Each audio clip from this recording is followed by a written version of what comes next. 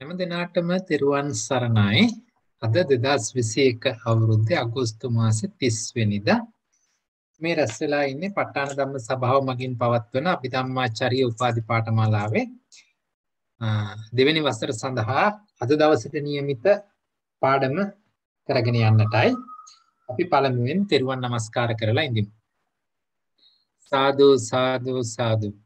නමෝ තස්ස භගවතු අරහතෝ සම්මා සම්බුද්දස්ස නමෝ තස්ස භගවතු අරහතෝ සම්මා සම්බුද්දස්ස නමෝ තස්ස භගවතු අරහතෝ සම්මා සම්බුද්දස්ස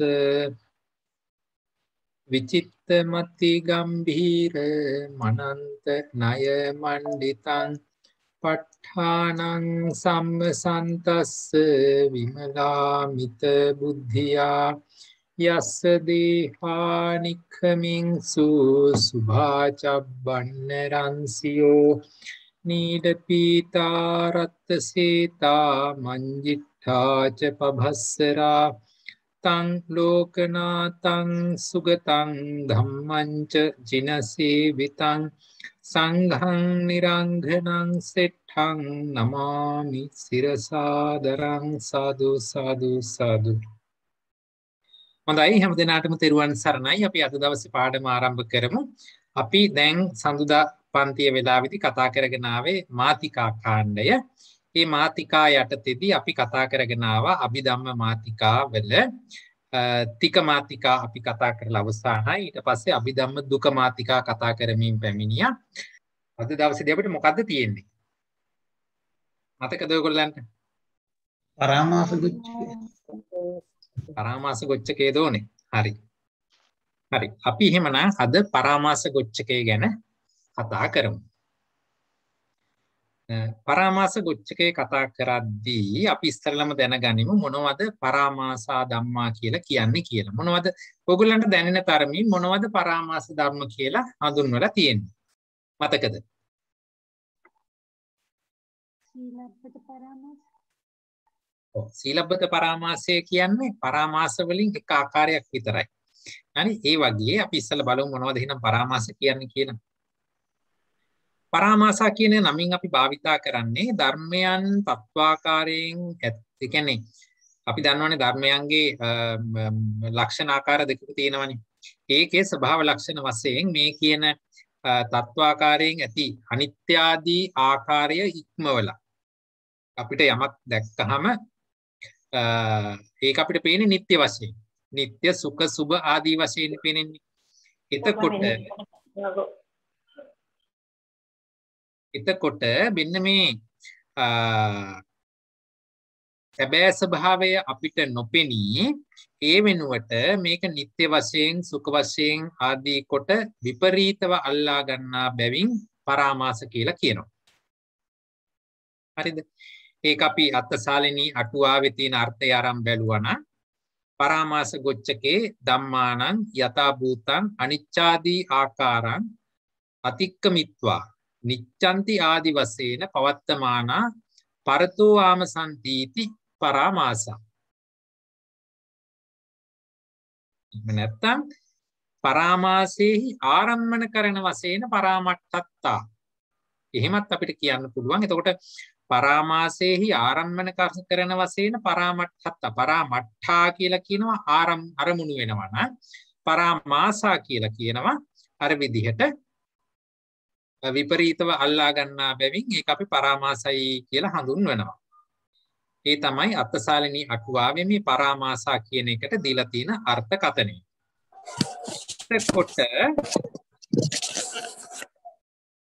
එතකොට අපේ දුක මාතිකාවලදී මේ පරාමාසා කියන ගොච්චකය එන්නේ 9 වෙනි ගොච්චකේ හැටියට. අපි මේ වෙනකොට කතා කරලා තියෙනවා හේතු ගොච්චකයේ ඉඳලා පල්ලෙහාට මේ මතයි ඊට පස්සේ නීවරණ ගොච්චකය කලින් වතාවේ කතා කළා. අද එහෙමනම් පරාමාස ගොච්චකේ කතා කරන්නේ. මෙහි විශේෂයක් තියෙනවා. ඒ තමයි පරාමාස ගොච්චකේට ඇතුළත් වෙන්නේ දුකයෝ 5ක් පමණයි. එහෙමනම් පද වශයෙන් ගත්තොත් පද 10ක් විතරයි. දැන් ඔයගොල්ලන්ට මේ පරාමාස ගොච්චකේ ඒකේ පද විස්තර කරන් යාමේදී එතකොට ඔයගොල්ලන්ට තේරෙයි ඇයි මේකේ පද 5ක් ආවේ මොන පදේද ආවේ නැත්තේ ඇයි ඒක ආවේ නැත්තේ කියන කාරණාව ඔයගොල්ලන්ට වැටහෙන්නට ඕනේ. ඒ අනුව මේ පරාමාස ගොච්ඡක එහෙනම් අපි මේ විදිහට බලමු. දැන් බලමු අපි මේකේ තියෙන පද යුගල 5 කොයි විදිහටද ගැලපෙන්නේ කියලා. පළවෙනි යුගලයේ තමයි පරාමාසා ධම්මා නොපරාමාසා ධම්මා හැටියට එන්නේ. එතකොට ඒකෙදි අපි දන්නවනේ පළවෙනි පදේ හැම වෙලාවටම ඒ ගොච්ඡකයෙන් උක්ත කරලා පෙන්වන ධර්මතාවය එක පැත්තකට අරන් පෙන්වනවා පළවෙනි යුගලයේදී. දෙවෙනි පදේ හැටියට ඒ උක්ත වූ ධර්මය නොවන අනිකුත් සියලුම ධර්මතා ටික දෙවෙනි පදයට අරන් පෙන්නනවා. ඒක මෙතනදිත් සාධාරණයි. පළවෙනි පදේ පරාමාසා ධම්මා, දෙවෙනි පදේ නොපරාමාසා ධම්මා. හරිද? ඊළඟට දෙවෙනි යුගලයේ එනවා පරාමට්ඨා ධම්මා, අපරාමට්ඨා ධම්මා. අරමුණු වීම වශයෙන් මේක අපිට ගන්න පුළුවන්. පරාමට්ඨා කියනවා පරාමාසයන්ට අරමුණු වෙන ධර්ම. පරාමට්ඨා, අපරාමට්ඨා කියනවා එසේ අරමුණු කළ නොහැකි ධර්ම. තුන්වෙනිව පරාමාස සම්පයුක්තා ධම්මා, පරාමාස විප්පයුක්තා ධම්මා කියලා තුන්වෙනි යුගලයත් ඒ විදිහටම අපිට ගන්න පුළුවන්. හතරවෙනි යුගලය එන්නේ පරාමාසච්චේව ධම්මා පරාමට්ඨාච කියලා පළවෙනි පදේ. ඒ කියන්නේ පරාමාසත් වෙලා පරාමට්ඨ වෙන දෙකම වෙන ධර්මතා ටික එක පැත්තකට ගත්තා. දෙවෙනි පදේ හැටියට ගත්තා පරාමට්ඨාචේව ධම්මා නොච පරාමාසා. පරාමට්ඨ වෙන ධර්ම අතරින් පරාමාස නොවෙන්නේ මොනවද කියලා. හරිද? එතකොට මේ දෙකේම අරන් තියෙන්නේ පරාමට්ඨ ධම්ම. පරාමට්ඨ ධම්ම කිව්වනම් මේ දෙවෙනි යුගලයේ පළවෙනි එකට ආපු ධර්ම ටික තමයි මේ කොටස විතරක් අරගෙන ඒක දෙකට කඩලා පෙන්නනවා. එකී කොටසෙන් පරාමට්ඨා වෙන ටික මොනවද? පරාමාසත් වෙලා පරාමට්ඨාච වෙන්නේ මොනවද? පරාමට්ඨා වෙලා පරාමාසා නොච පරාමාසා. පරාමාසා නොවෙන්නේ මොනවද කියලා. පස්වෙනි පදේ අපි අරගන්නවා පරාමාසා විප්පයුක්තා කෝපන ධම්මා පරාමට්ඨාපි කියන විදිහට. ඒ විදිහටම අපරාමට්ඨාපි කියලා දෙවෙනි පදේට යොදලා ගන්නවා. එතකොට මේකේ ආවේ නැති පදය තමයි පරාමාසාචේව ධම්මා පරාමාස සම්පයුක්තාච කියන පදය සහ එහි දෙවෙනි පදය පරාමාස සම්පයුක්තාචේව ධම්මා නොච පරාමාසා කියන පද යුගලේ නම් මේ දුක තුලට ආවේ නැහැ. දැන් ඔයගොල්ලෝ ඉදිරිය සාකච්ඡා කරන් යද්දී හිත යොමු කරලා බලන්න ඇයි ඒ පරාමාසත් වෙලා පරාමාස සම්පයුක්තත් වෙන ධර්ම කියන පද යුගලය ගත්තේ නැත්තේ ඇයි කියලා. හොඳයි. ඊට පස්සේ අපි අරගත්තොත් පරාමාස ගොච්ඡකේ පළවෙනි යුගලය, පළවෙනි දුකය. අපි ඉස්සල්ලාම පුරුදු විදිහට පටන් ගමුකෝ. අභිධර්ම භාවනා පොතෙන් දෙවෙනි පොතනේ අපි උදේට සාකච්ඡා කරන්නේ. මේ දෙවෙනි පොතෙන් පිටු 105 මේක දීලා තියෙනවා පරාමාසා ධම්මා. මොනවද පරාමාසා ධම්මා කියන්නේ? මිත්‍යා වශයෙන් විපරීත ග්‍රහණයෙන් අල්වා ගන්නා වූ ධර්ම ටිකට තමයි පරාමාසා ධම්මා කියලා කියන්නේ. එතකොට එතන මොනවද වෙන්න ඕනේ? මිත්‍යා වශයෙන් විපරීත ග්‍රහණයෙන් අල්ලා ගන්නවා. එතකොට මොකද වැරදි විදිහටමයි අපිට වැටහෙන්නේ. අන්න ඒ වැරදි විදිහට වටහා ගැනීම වශයෙන් ගන්න ධර්ම ටික පරාමාසා ධම්මා. එතකොට ඒකට මූලික හේතු වෙන ධර්ම ටික එහෙම අරගත්තා. මෙතන බලන්නකො. මේ විදිහට වෙන එක වෙන සංසිද්ධිය පරාමාසා කියලා මෙතන කිව්වේ. ඒක බහුවචනයෙන්ම දේශනා කරලා තියෙනවා. මොකද මේක ප්‍රභේදක බොහෝ ආකාරගත වෙන්න පුළුවන් නිසා ඒක බහුවචනයෙන්ම ඉදිරිපත් කරලා තියෙනවා පරාමාසා ධම්මා කියලා. නොපරාමාසා කියලා කිව්වහම එවැනි විපරීත මිත්‍යාග්‍රහණයකින් නොගන්න ඉසේ ගැනීමට මේ අදාළ නොවන ධර්ම ටික නොපරාමාසා. අර විදිහට පළවෙනි අපි කියවනේ පළවෙනි යුගලයට එන්නේ ඒ අදාළ උක්ත වූ ධර්මතාවය පෙන්නනවා. ඊට පස්සේ දෙවෙනි යුගලයෙන් එන්නේ ඒසේ නොවන ධර්මතාව ටික පෙන්නනවා. හරිද? හොඳයි. මේ විදිහට මේක භාවනා පොතේ අර්ථ දක්වලා තියෙන අතරෙදී අපි බලමු නික්ඛේප කාණ්ඩයේ ධම්මසංගණී ප්‍රකරණයේ නික්ඛේප කාණ්ඩයේ කියන කොටසේ මේක කොහොමද කියන්නේ කියලා එතනත් බලලා ඉන්න. එතනදී නික්ඛේප කාණ්ඩයේ ධම්මසංගණී ප්‍රකරණයේ පිටුව 444 එතනදී ඡේදාංක 1179 ඡේදාංක 1179 යටතේ පරාමාස කියන්නේ මොනවද කියලා දෙනවා. දිට්ඨි පරාමාසෝ. අන්න හරිම ලේසි. එකම එක ධර්මතාවයයි එතන පෙන්වන්නේ දිට්ඨි පරාමාසෝ කියලා. දිට්ඨිය කියලා අපි හඳුන්වන චෛතසික ධර්මයක් තියෙනවනේ. අකුසල කාණ්ඩයේ අපිට ලෝභ ත්‍රිකය ලෙස ගැනෙන ලෝභ, දිට්ඨි, මාන කියන චෛතසික තුන අතරින් දිට්ඨි කියන චෛතසිකය තමයි මෙතන පරාමාස ධර්මයේ හැටියට අරගන්නේ. හරිද? වෙන කිසි ධර්මයක් මේ පරාමාස හැටියට අරගෙන නැහැ. එහෙමනම් එක අතකට එක ලේසි. දිට්ඨි ධර්මතාවයේ විතරයි අරගත්තේ. එතකොට දැන් මෙතන කෙනෙක් පටල ගන්න එපා. දැන් අපිට ධර්මයේ හම්බ වෙනවා මෙතන අකුසල පැත්තේ දිට්ඨි චෛතසිකේ හම්බ වෙනවා වගේම සෝබන චෛතසික පැත්තේ අපිට හම්බ වෙනවා සම්මා දිට්ඨි කියලා එකක්. නමුත් හොඳට මතක තියාගන්නට ඕනේ අමෝහ එහෙම නැත්නම් සම්මා දිට්ඨි කියන එක මෙතෙන්ට ගාව ගන්න එපා. මේ අපි දකින්නේ මිත්‍යා වශයෙන් දකින්නේම අකුසල පක්ෂයට බරවනේ. එහෙමනම් මෙතන අරගන්නේ අකුසල පක්ෂයේ දැක්වෙන දිට්ඨි චෛතසිකයේ පමණයි. කුසල එහෙම නැත්නම් සෝබන පැත්තට තියෙන සම්මා දිට්ඨිය එහෙම නැත්නම් අමෝහය ඒ වගේ දේවල් මෙතෙත් මේකත් එක්ක පටල ගන්න එපා. ඒවා කිසිසේත් මෙතෙන්ට අදාළ වෙන්නේ නැහැ. විපරීත ග්‍රහණයෙන් අරගන්නවා නම් ඒක පැහැදිලිවම අකුසල පාක්ෂිකයි. ඒ නිසා මෙතන අපි අරගන්නේ අර දිට්ඨි කියන අකුසල ධර්මතාවයේ තමයි. හරිද? ඊළඟට දෙවෙනි පදේ ආරම්භ බලපුවාම නොපරාමාසා. එහෙමනම් මුළු පරමාර්ථ ධර්ම අතරින් දිට්ඨි කියන චෛතසිකය, දිට්ඨි කියන ධර්මතාවය පරාමාස හැටියට අරගත්තාම ඉතුරු ඔක්කොම ධර්මතා ටික නොපරාමාසා කියලා එන්න ඕනේ. කොහොමද එතකොට ඒක කියන්නේ නික්කේප කාණ්ඩේ? තේ ධම්මේ තපෙත්වා. තපෙත්වා කියන්නේ හැර. තේ ධම්මේ. මේ අපි පළවෙනි පදේට අරගත්ත දිට්ඨි කියන ධර්මතාවය හැර. තේ ධම්මේ තපෙත්වා.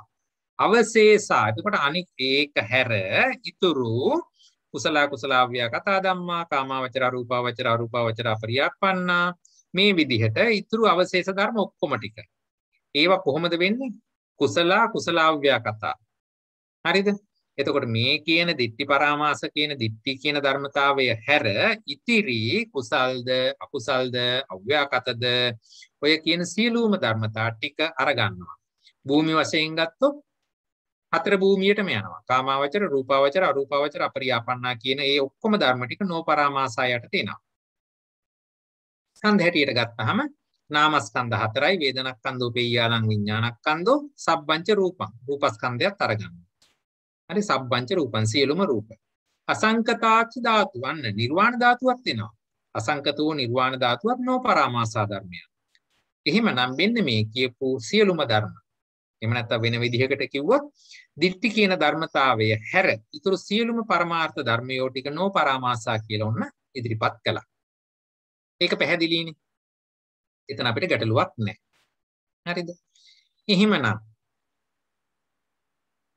ඊළඟට මේ 1179 ඡේදයේ පරාමාසයේ හැටියට දිට්ඨි පරාමාසයේ අරගත්තාම ඊළඟට 1180න් ඒක විස්තර කරලා පෙන්නනවා. මොකද අපි නොපරාමාසා කියන එක ගත්තෙත් 1181 ඡේදයෙන්. එහෙමනම් මේ අතරමැද්දේ තියෙන 1180 කියන ඡේදය පෙන්නනවා මේ මොකක්ද එතකොට කියන්නේ? පටිනිද්දේශයක් හැටියට යා පෙන්නනවා මොනවද මේ දිට්ඨි පරාමාසය කියලා කියන්නේ කියලා. එහෙම නැත්නම් අපිට මේක හරියට අර්ථ දැක්වීමක් ගන්න නැත්නම් ඒක අසාධාරණයි. ඒ නිසා නික්කේප කාණ්ඩයේ ඒකට අර්ථ දැක්වීම ඉදිරිපත් කරනවා. මේ මෙතනදී සඳහන් කරපු දිට්ඨි පරාමාසය එහෙම නැත්නම් පරාමාස හැටියට එන දිට්ඨි චෛතසිකය කියන එක කොයි විදිහද කියලා. කොහොමද ඒක කියන්නේ? සස්සතෝ ලෝකෝතිවා අසස්සතෝ ලෝකෝතිවා. සාස්වත වශයෙන් හරි අසාස්වත වශයෙන් හරි මේ අන්තවා ලෝකෝතිවා මේ ලෝකය සාස්වතයි කියලා හෝ අසාස්වතයි කියලා හෝ ආදී වශයෙන් මෙහිම අරගන්න ආකාර රාශියක් මෙතන පෙන්නනවා. මේ බලන්නකො.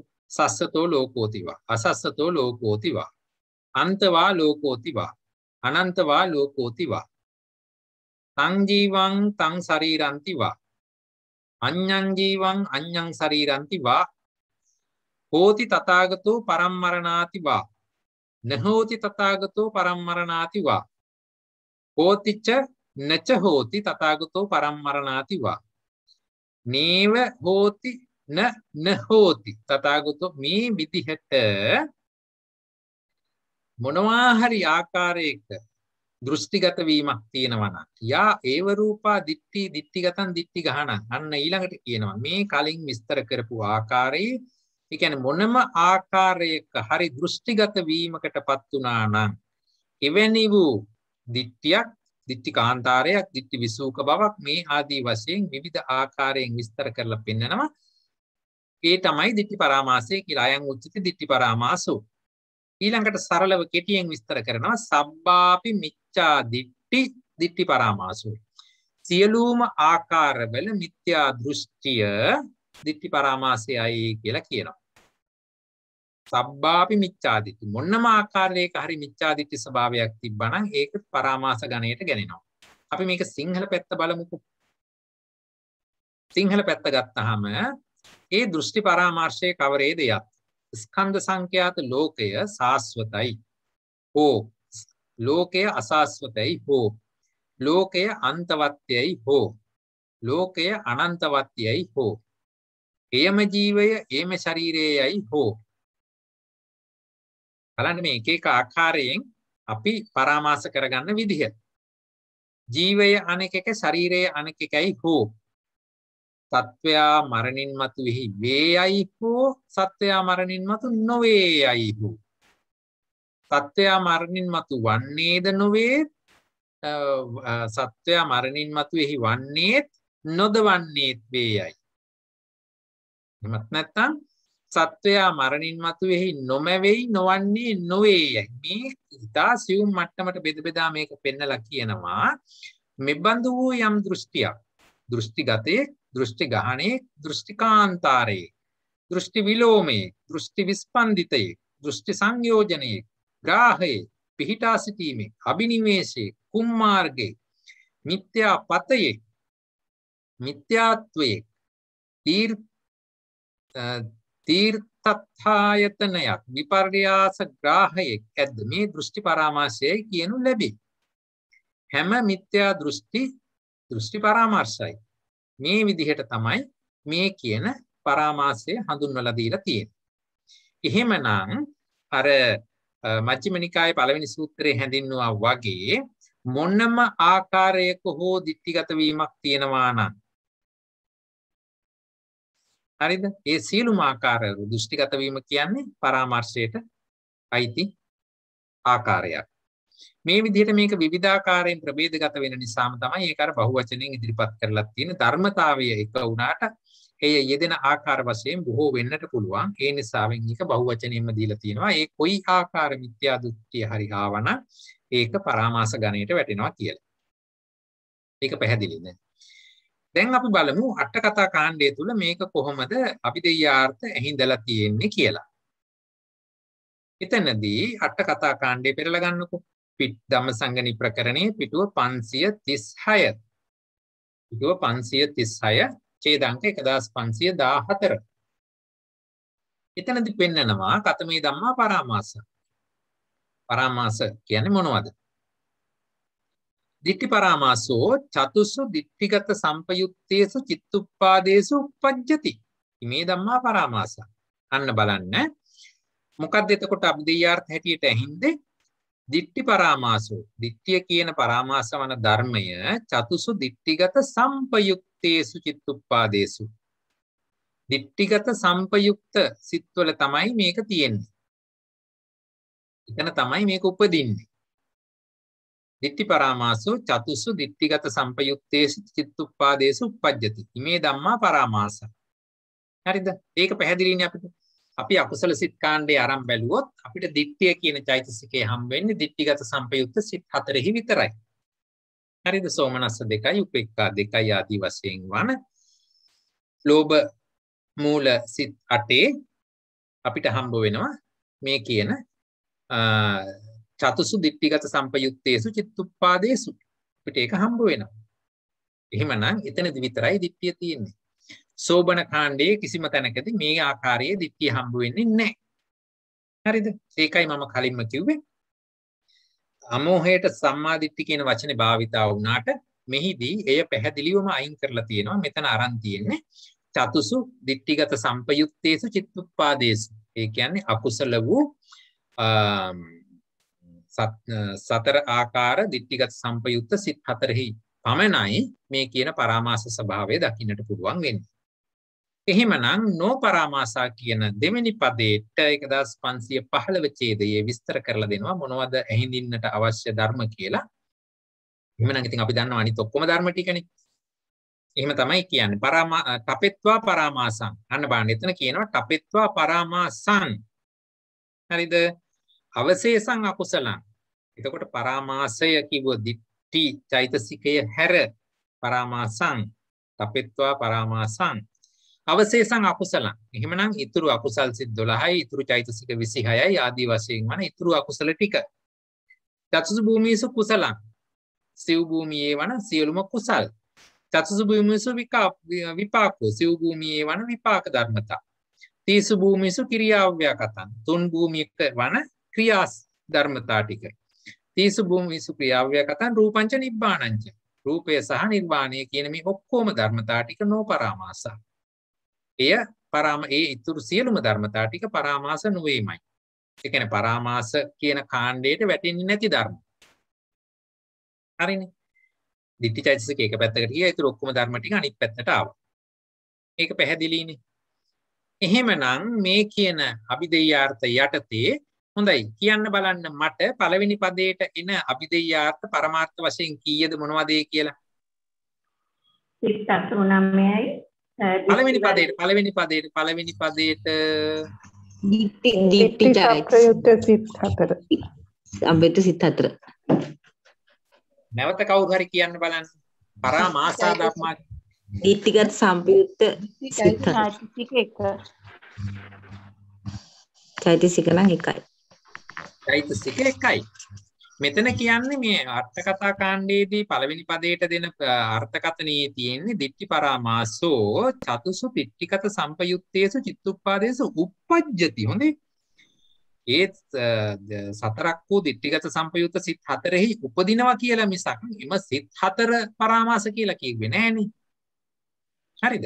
එහෙමනම් එතකොට එහි උපදින දිට්ඨිය තමයි ඒකෙදි පරාමාස ධර්මයේ වෙන්නේ. මේ මිසක් සිත් හතරෙහි මෙතෙන්ට ගන්න බෑ. ඒ අනිත් ඔක්කොම ගත්තනේ අවශේෂං අකුසලං කියලා ඒ ඔක්කොම ටික දෙවෙනි පදයට අරන් තියෙනවනේ මෙතන.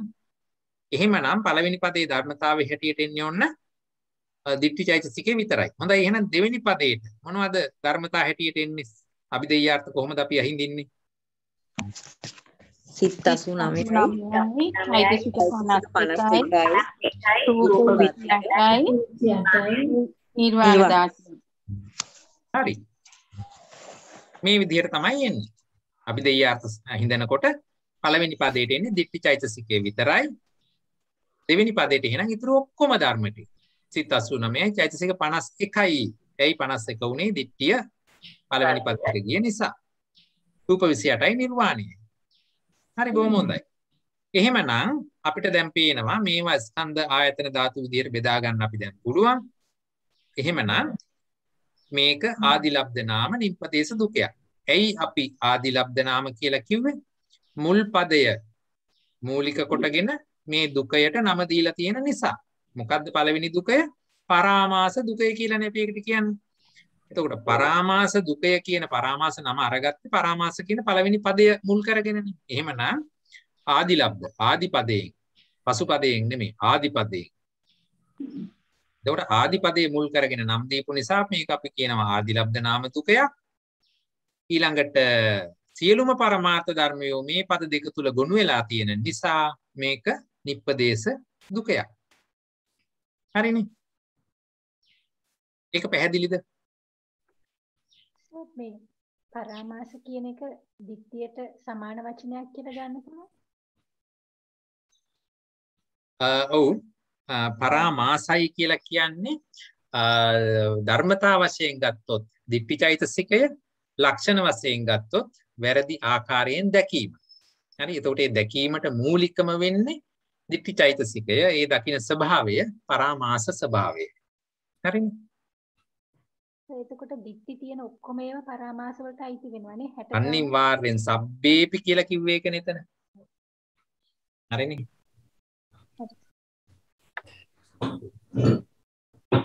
ඒක සක්කාය දිට්ඨියත් එනවනේ. එතකොට සක්කාය දිට්ඨි සීලබ්බත පරාමාස ඔක්කොම පරාමාස. ආපි මිච්ඡා දිට්ඨි පරාමාසෝ කියලා නෙමෙයිද අපි කිව්වේ. සබ්බාපි මිච්ඡා දිට්ඨි සියලුම ආකාරවල මිච්ඡා දිට්ඨිය මේ දිට්ඨි පරාමාසයන්ට එනවා. දැන් එතකොට තේරුම් ගන්න ඕනේ මේ දිට්ඨි කියන මේ පරාමාස ස්වභාවය කොයිතරම් බලවත්ද කියන ධර්මතාවය තව ටිකක් ඉස්සරහට සාකච්ඡා කරනකොට තවත් ඒක වැටහෙයි. ඒ විදිහට තමයි ඒක තේරුම් ගත යුත්තේ. ඒක ප්‍රබල චෛතසිකයක් වෙනවා. ඒ නිසා තමයි එය මාර්ගගත වීමේදී පළවෙනියටම කඩලා දමන්න සිද්ධ වෙන්නේ මේ දිට්ඨි චෛතසිකය. එයි ඒක තියෙන තාක්කල් අපිට යථා ස්වභාවය දකින්නට බැහැ. ඒ නිසායි දිට්ඨිය කඩලා දාන්නේ පළවෙනි අවස්ථාවේදී. එසේ නොවන තාක්කල් පළවෙනි මාර්ගයටපත් වුණාසේ සලකන්නට බැහැ. හරිනේ. මෙතන ඉන්නේ මේ ස්කන්ධයේ සංස්කාර ස්කන්ධනේ. හොඳයි. වෙන ප්‍රශ්නයක් තියෙනවා. මෙතන එන ස්කන්ධ මොනවද? සංස්කාර ස්කන්ධය වෙන්න පුළුවන්ද? මොකද අදහස? දිට්ඨි චෛතසිකය. ඔව් දිට්ඨි චෛතසිකයේ ස්කන්ධ වශයෙන් මොනවද? සංස්කාර ස්කන්ධ. ආයතන වශයෙන් මොනවද? ධම්මායතනෙ. ධාතු වශයෙන් ධම්ම ධාතු. ධම්ම ධාතුව. සත්‍ය වශයෙන් දුක්ඛ සත්‍ය. හරි බොහොම හොඳයි. අනිත් එකේ නම් ස්කන්ධ 5 ආයතන 12 ධාතු 18 සත්‍ය 4. ඒ ඔක්කොම ගලපන්න පුළුවන් කියලා මම විශ්වාස කරනවා. කවුරු තාමත් බැරි කෙනෙක් එහෙම ඉන්නවද?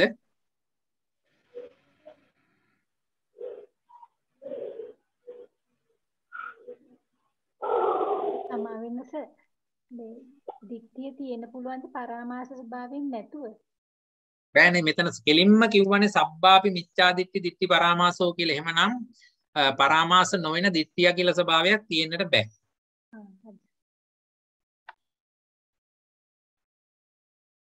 මූලපරියාය සූත්‍රයේ දේශනා කරපු සියලුම ආකාර 2ක් සමයන් ඔක්කොම ටික මෙතෙන්ට එන්න ඕනේ. හරි.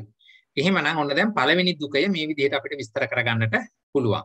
අපි බලමු දෙවෙනි දුකේ කොහොමද කියලා. දෙවෙනි දුකේට එන්නේ පරාමට්ඨා ධම්මා කියලා පළවෙනි පදය. දෙවෙනි පදේ හැටියට එන්නේ අපරාමට්ඨා කියන පදේ. පරාමට්ඨා අපරාමට්ඨා. හරිද? එහෙමනම් අපි ඒකෙන් ඉතින් අභිධේය අර්ථ ගලපන්නේ මේ මොනවද ධර්මතාවයේ කොහොමද අර්ථ දක්වන්නේ අපි බලමු භාවනා පොතෙන්.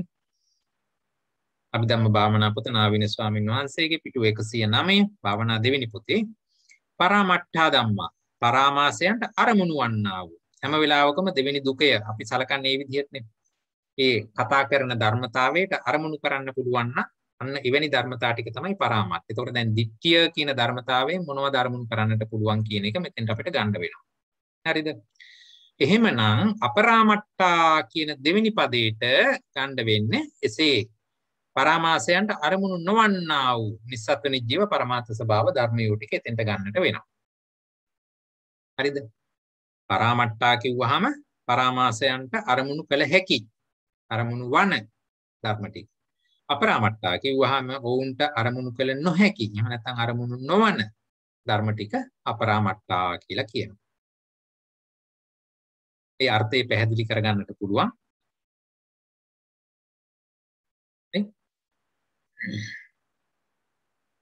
අපිට ඉතිරි අර කලින් ඉගෙන ගත්ත ගොච්චකවලත් දෙවෙනි පදයට අපි සංයෝජනීය, ගන්තනීය, සාසවා, යෝගනීය, පරාමට්ඨා ආදී වශයෙන් ඒ හැම තැනකදීම අරමුණු වන්නා වූ ස්වභාවයෙන් කතා කළේ. මෙතනදිත් ඒ විදිහටම තමයි. අරමුණු වෙන, අරමුණු නොවන කියන පද නෙමෙයි මේ පද දෙක ගලපනවා. එහෙමනම් මේක අපි නික්කේප කාණ්ඩයට ගිහිල්ලා බලමු. එතන කොහොමද ඒක වැඩිපුර විස්තර කරන්නේ කියලා. අන්න බලන්න. පරාමට්ඨා ධම්මා, සාසවා කුසල කුසලාව්‍ය කතා ධම්මා. මෙන්න බලන්න සාසවා. ඡේදංක 1182 පිටුව 444 ධම්මසංගණී ප්‍රකරණය. පිටුව 444 ඡේදංක 1182 සාසවා කුසල කුසලාව්‍ය කතා ධම්මා කාමාවචර රූපාවචර රූපාවචර රූපකන්දෝපේ යලම් විඥානකන්දෝ මේ ධම්මා පරාමට්ඨා. හරිද? දැන් මොකද්ද වෙන්නේ? කුසල කුසලාව්‍ය කතා ධම්මා කාමාවචර රූපාවචර අරූපාවචර රූපක්ඛන්தோ පෙය්‍යාලං විඥානක්ඛන්தோ ඉමේ ධම්මා පරාමට්ඨා භූමි 3යි 4 වෙනියට තියෙන ලෝකෝත්තර ධර්ම ටික ගත්තේ නැහැ. කාමාවචර රූපාවචර අරූපාවචර විතරයි පරාමට්ඨා වෙන්නේ. රූපක්ඛන්தோ පෙය්‍යාලං විඥානක්ඛන්தோ ස්කන්ධ පහම මේකට අදාළ වෙනවා. හැබැයි සාසවා හරිද? සාසව ධර්ම ටික විතරයි අපිට දැන් පරාමට්ඨා කියන්නේ අපි පරාමාස කියලා අරගත්තේ දිට්ඨි චෛතසිකය. දිට්ඨි චෛතසිකය කියන්නේ අකුසල ධර්මයක්. අකුසල ධර්මයකින් හැම වෙලාවකම අපිට අරමුණු කරන්න වෙන්නේ සාසව ධර්ම පමණයි. මොකද මනසවා ධර්ම ටික කිසි වෙලාවකදී අකුසලයන්ගෙන් අරමුණු කරන්නට බැරි නිසා. ඒ නිසා තමයි මෙතන කෙලින්ම සාසවා කියලා ඒ ටික අරගෙන දුන්නේ. එහෙමනම් ඒ සාසව වූ කුසල කුසලාව්‍ය කතා ධර්ම ඔක්කොම ටික මේ පළවෙනි පදයට මෙතනදී එනවා. එහෙමනම් දෙවෙනි පදේ හරි පහසුයි. අපරාමට්ඨා කියනකොට අපරියාපන්නා මග්ගාච මග්ගඵලානිච්ච අසංකතාත ජාත එච්චරයි. මාර්ගසිත 4යි ඵලසිත 4යි අසංකත වූ නිර්වාණ ධාතුවයි. ඒ ටික තමයි අපරාමට්ඨා. ඇයි ඒක අපරාමට්ඨා වුනේ? අකුසල වූ ධර්මයක් තමයි පරාමාස කියලා කියන්නේ. අකුසල ධර්මයකින් කිසි වෙලාවක නව ලෝකෝත්තර ධර්ම ටික කියන්නේ මාර්ගසිත 4යි ඵලසිත 4යි නිර්වාණ ධාතුවයි අරමුණු කළ නොහැක. ඒ නිසාවෙන් ඒක අපරාමට්ඨා කියලා ගත්තා. හරිනේ. සාස්ව ධර්ම ටික මේ පැත්තට ගත්තා, අනාස්ව ධර්ම ටික මේ පැත්තට ගත්තා. පළවෙනි පදේ දෙවෙනි පදේ. හරිද? එහෙමනම් මේක අපි අට කතා කාණ්ඩේ අපි දැන් බලමු කොහොමද අපි දෙයියාට ඇහිඳින්නේ කියලා. පළවෙනි පදේ අරගන්න මේක තියෙන්නේ 536 පිටුවේ. හැමදාම ඔයගොල්ලෝ ධම්මසංගණී ප්‍රකරණයේදී මේ නික්කේප කාණ්ඩේ සහ අට කතා කාණ්ඩේට ඇඟිලි දෙකක් හෝ එහෙම නැත්නම් බුක් මාක් දෙකක් තියාගෙන මේ පැත්ත බලනකොට ඒක පෙරලා ගන්නත් අට කතා බලනකොට ඒක පෙරලා ගන්නත් පහසු විදිහට ඒක හසුරවන්නට ඕනේ. අපි හැම වෙලාවකම මේ පද කතා කරන්නේ නික්කේප කාණ්ඩේ කොහොමද ඒක විස්තර කරන්නේ? අට කතා කාණ්ඩේ කොහොමද අපි දෙයියාට අහුරලා දීලා තියෙන්නේ කියන පදනමේ ඉඳගෙන. එහෙමනම් මෙතනදී පරාමට්ඨා ධම්මා කියන පළවෙනි පදය ඡේදාංක 1516 තුලදී අපි දෙයියාට අහුරලා දීලා තියෙනවා තීසු භූමිසු කුසලං. තීසු භූමිසු අන්න බලන්න. එතකොට කෙලින්ම අපරියාපන්නේ අරගත්තේ නැහැ. කාමාවචර රූපාවචර අරූපාවචර විතරයි ගත්තේ. තීසු භූමිසු කුසලං. අකුසලං. අකුසලයේ කියනකොට භූමිය හඳුන්වීමක් අවශ්‍ය නැහැ. මොකද අකුසලයේ හැම වෙලාවම කාමාවචරමයි. ඒ නිසා එතනදී භූමි ભેදයක් නැතුව කෙලින්ම කිව්වා අකුසලං. තීසු භූමිසු විපාකෝ. විපාක තියෙනවා භූමි හතරෙම. නමුත් මෙතනදී අපරියාපන්නේ අයින් කරලා තීසු භූමිසු විපාකෝ අරගත්තා. තීසු භූමිසු ක්‍රියාව්‍යාකතං. ක්‍රියා ටික තියෙන්නේ තුන් භූමියේ විතරයි. ඒ ඔක්කොම ටික ගන්නවා. සබ්බංච රූපං මේ ධම්මා පරාමට්ඨ. සියලුම රූප ටිකත් සමග මේ කියන ධර්මතා ටික තමයි පරාමට්ඨා කියලා අපිට ගන්නට පුළුවන් වෙන්නේ. හරිද? එතකොට එහෙමනම් අපරාමට්ඨා කියලා කියනකොට නැවතත් චත්තාරෝ මග්ගා අපරියාපන්නා චත්තාරීච සාමාන්‍ය ඵලානි නිබ්බාණංච ඉමේ ධම්මා අපරාමට්ඨ. හරිනේ. චත්තාරෝ මග්ගා අපරියාපන්නා අපරියාපන්න වූ මාර්ගසිත 4 චත්තාරීච සාමාන්‍ය ඵලානි ඵලසිත 4 නිබ්බාණ නිර්වාණය ඒ කියන ටික අපරාමට්ඨයි. හරිද? සයි ලෝකෝත්තර සිත්වල මේ චෛතසිකත් ගන්නව නේද? අනිවාර්යයෙන්ම මෙතන මෙහෙම අරගත්තාම ඒක චිත්තුපාද හැටියටනේ අරගන්නේ ධම්මසංගණියේදී. ඔයගොල්ලන්ට ওই ප්‍රශ්නේ ඉන්නේ අපි අභිධර්මයට පිවිසුනේ අපි ධම්මත්ත සංග්‍රහය පුත ඉස්සරලා කරලා. ඒ අභිධම්මත්ත සංග්‍රහය තුල තමයි චිත්තය වෙනමයි චෛතසික වෙනමයි බෙදලා පෙන්වන්නේ. නමුත් බුදුරජාණන් වහන්සේගේ අභිධර්ම දේශනය තුල එසේ බෙදා පෙන්වීමක් කළේ නැහැ. බුදුරජාණන් වහන්සේ පටන් ගත්තේ කතමේ ධම්මා කුසල ආදී වශයෙන් ත්‍රිකය විස්තර කරන්න පටන් ගත්තා විතරයි. එහෙම පටන් ගත්ත තැනදී චිත්තුපාදයේ හැටියට විස්තර කළා මිසක් කොයි වෙලාවකවත් බෙන්න සිත බෙන්න චෛතසික කියලා දෙකට කඩලා පෙන්නපු තැනක් නැහැ. ඒ නිසා වෙන් නමුත් ඒක එහෙම ඉගෙන ගන්නකොට තියෙන අපහසුතාවය දැකපු අර පොළොන්නරු යුගයේ ජීවත් වෙච්ච අනුරුද්ධ ස්වාමීන් වහන්සේ එහි අපහසුතාවය දැකලා එහෙම වුණාම මේ ආධුනිකයන්ට මේක අමාරුයි නේද කියලා තමයි මේවා එකිනෙක බෙදලා වෙන් කරලා පෙන්නලා මේ දෙකට කඩලා පෙන්නුවේ. දැන් අපි මේ මූලික ස්වභාව ඉගෙනගෙන ඉවරයිනේ. දැන් අපි ඉන්නේ දෙවෙනි පන්තියේනේ. එතකොට මේ මූලික ස්වභාව දෙකට කඩන ස්වභාව දැන් අයින් කරගන්න හිතේ. දැන් කෙලින්ම චිත්තුප්පාද විදිහට තමයි ඔයගොල්ලන්ගේ දැක්ම වෙන්නට ඕනේ. හරිද? දැන් අපි ඉගෙන ගන්නේ ධම්මසංගණී.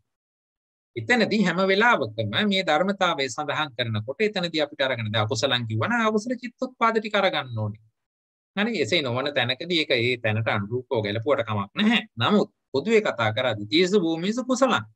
එහෙම කිව්වහම මේ චිත්තෝත්පාද ටිකම මොකද? සිත කියන්නේ කුසල ධර්මයක් කියලා කතමේ ධම්මා කුසලා කියන එක ඉගෙන ගත්තනේ. හරි? ඒ වගේම එතන තියෙන අනිකුත් අයි කොහොමද අපිට ඡේදාංක 1 පිටුව 50 පිටුව 26 කොහොමද අපි ගත්තේ? මතකනේ පරෝපන්නාසක ධර්ම ගත්ත විදිහ. ඒ ඔක්කොම මේ ධම්මා කුසලා කියලා ඒ ඔක්කොම ටික පෙන්නුවා මිසක් සිත පෙන්නලා ඉවරලා මේක කුසලයි ඊට පස්සේ චෛතසික පෙන්නලා ඉවරලා මේකද කුසලයි කියලා කිව්වා නෙමෙයිනේ. අර පරෝපන්නාසක ධර්ම ඔක්කොම ටික එකට පෙන්නුවේ. චිත්තයත් ඒ තුල පෙන්නුවානේ.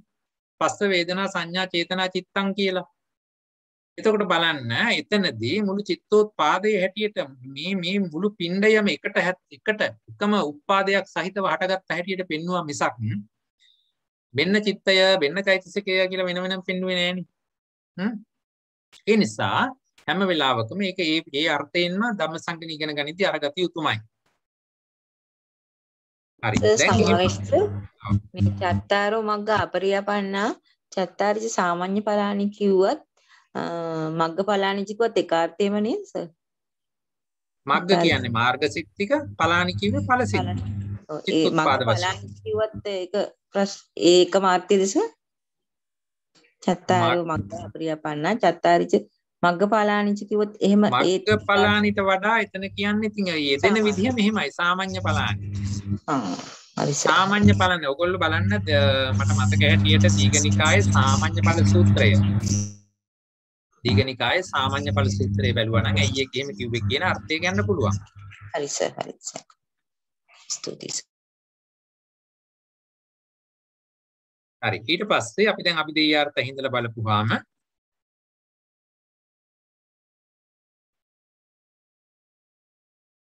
අභිධේයාර්ථ අර කියන විදිහට අවුලපුවාම දැන් සාසව වූර්ධ ධර්ම ටික කියලා මොනවද අපි ගන්නෙ? ලෞකික සිත් 81යි තත්සම්පයුක්ත චෛතසික 52යි රූප 28යි. හරි මේ විදිහට පරාමට්ඨා ධර්ම ටික අරගත්තා. හරිද?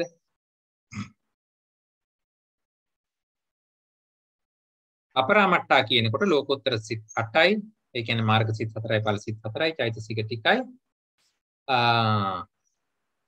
නිර්වාණය. මේ කියන ධර්මතා ටික එතනට අරගත්තා. ඒක පැහැදිලිද?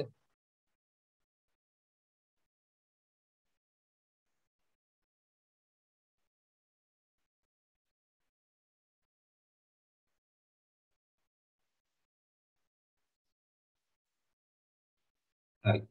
ඊළඟට දැන් මේක පැහැදිලිද? දැන් මේක දුක්ඛ සත්‍ය හැටියට බෙදලා එහෙම ගන්නත් පුළුවන්ද? මේ ස්කන්ධ ආදී ભેදේ ගන්නත් පුළුවන්ද? දැන් මේවා ඉතුරු ටික පැහැදිලි වෙන්න ඕනේ. සාසවා කියලා ගත්තා නම් පැහැදිලිව මේ ධර්ම ටික අරගන්නට ඕනේ. හරිද? අපරාමට්ඨා කිව්වම මේ ධර්ම ටික එන්නට ඕනේ. එතකොට මෙතන සියලුම ධර්මතා ටික අරන් තියෙනවා.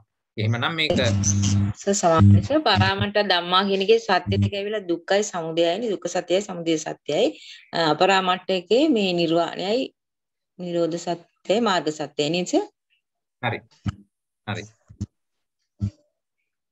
දැන් මේ අභිධේයාර්ථ ඇහිඳපු විදිය පැහැදිලිද? ස්කන්ධ ආදී ભેදය පැහැදිලිද? පැහැදිලි සර්. හරි. එහෙමනම් මේ පැහැදිලි කිව්ව එක්කනම මට පිළිතුරක් දෙන්න පරාමට්ඨා ධම්මා කියන තැනදී ඇයි චෛතසික 52ම ගත්තේ කියලා. ලෞකික සිත් 81ක් තියෙන නිසා චෛතසික 52. ඒක නෙත් සර්. ලෞකික සිත්නේ ඒ 80. වෙනත් උත්තර එහෙම තියෙනවද?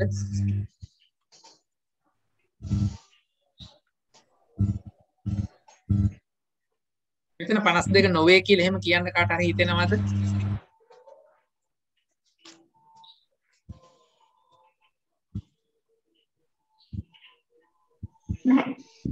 හරි කොහොමදයි? හරි එතකොට එහෙනම් ඒ දුකයත් හරි. තුන්වෙනි දුකේට යමු. තුන්වෙනි දුකේ මොකද්ද? පරාමාස සම්පයුක්ත දුකය. පරාමාස සම්පයුක්ත දුකය. හරිද? පිටුවංග භාවනා පොතේ පිටුවංග 111 දීලා තියෙනවා. පරාමාස සම්පයුක්තා ධම්මා. දිට්ඨි පරාමාසයේ සමග ඒකෝත්පාදී සතර සංප්‍රයෝග ලක්ෂණයෙන් මිශ්‍ර වූ නිස්සත්ත්ව නිජ්ජීව පරමාර්ථ ස්වභාව ධර්මය. හොඳට කියවන්නේ ඒක. දිට්ඨි පරාමාසය සමග ඒකෝත්පාදී වශයෙන් සතර සංප්‍රයෝග ලක්ෂණයෙන් මිශ්‍ර වූ. එහෙමනම් ඒක පරාමාස සංපයුක්තා කියලා කියනවා. පරාමාස විප්‍රයුක්තා කියලා කියනකොට පරාමාස සමග මිශ්‍ර නො වූ සතර සංප්‍රයෝග ලක්ෂණයෙන් මිශ්‍ර නො වූ. හරිද?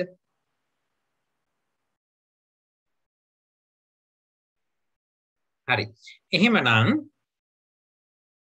දැන් අපි මේක ඉගෙනගෙන දැන් කියනවා මේ අභිධේයාර්ථ අහුලනකොට පරාමාස කියන එකේ අභිධේයාර්ථ ඇහුලුවානේ. එහෙනම් දැන් පරාමාස සංපයුක්තා කියන එක ඔයගලන්ට දැන් හිතන්න පුළුවන් වෙන්නටත් ඕනේ. හරිද?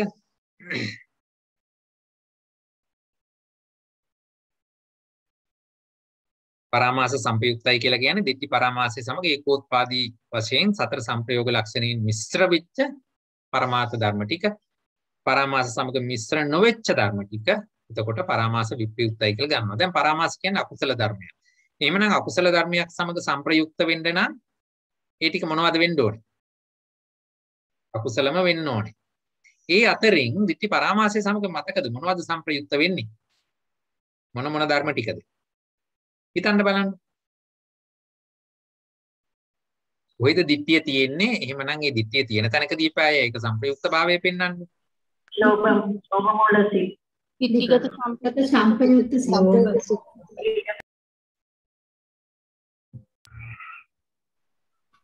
මුලට කියාගෙන එනවා අගට ගිලිනවා.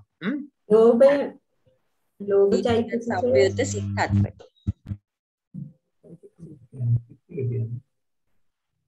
දිට්ඨිය යෙදෙන දිට්ඨිගත සංපයුක්ත සිත් හතරදී තමයි මේ ධර්මතා ටික සංප්‍රයෝගයක් වෙන්නන්නේ. හරි අපි බලමු ඉස්සරහ නිකේප කාණ්ඩයේ සහ අට කතා කාණ්ඩේ කොහොමද කියන්නේ කියලා. හරි. හරි. එතකොට පරාමාස සංපයුක්තා ධම්මා. කතමේ ධම්මා පරාමාස සංපයුක්තා. මම දැන් කතා කරන්නේ නිකේප කාණ්ඩේ පිටුව 444 පරාමාස සංපයුක්තා ධම්මා ඡේදාංක 1184. ඡේදාංක 1184 නිකේප කාණ්ඩයේ කොහොමද පෙන්වන්නේ පරාමාස සංපයුක්තා ධම්මා. තේහි ධම්මේහි යේ ධම්මා සංපයුක්තා. අන්න තේහි ධම්මේහි දිට්ඨිය කියන ධර්මයක් සමග යම් ධර්මයක් සංපයුක්ත වේද.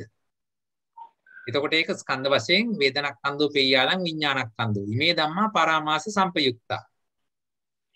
හරිද? දැන් බලන්න මෙතන නික්කේප කාණ්ඩය තුල පෙන්වන ණය ක්‍රමයේ යටතේදී මෙතන පෙන්වන්නේ වේදනක්ඛන්‍தோ පේයාලං විඥානක්ඛන්‍தோ ඉමේ ධම්මා පරාමාස සංපයුක්තා. ස්කන්ධ නාමස්කන්ධ හතර විතරයි පෙන්වුවේ. එයි කාට හරි කියන්න පුළුවන්ද? එයි මෙතන රූපස්කන්ධය පෙන්වුවේ නැත්තේ?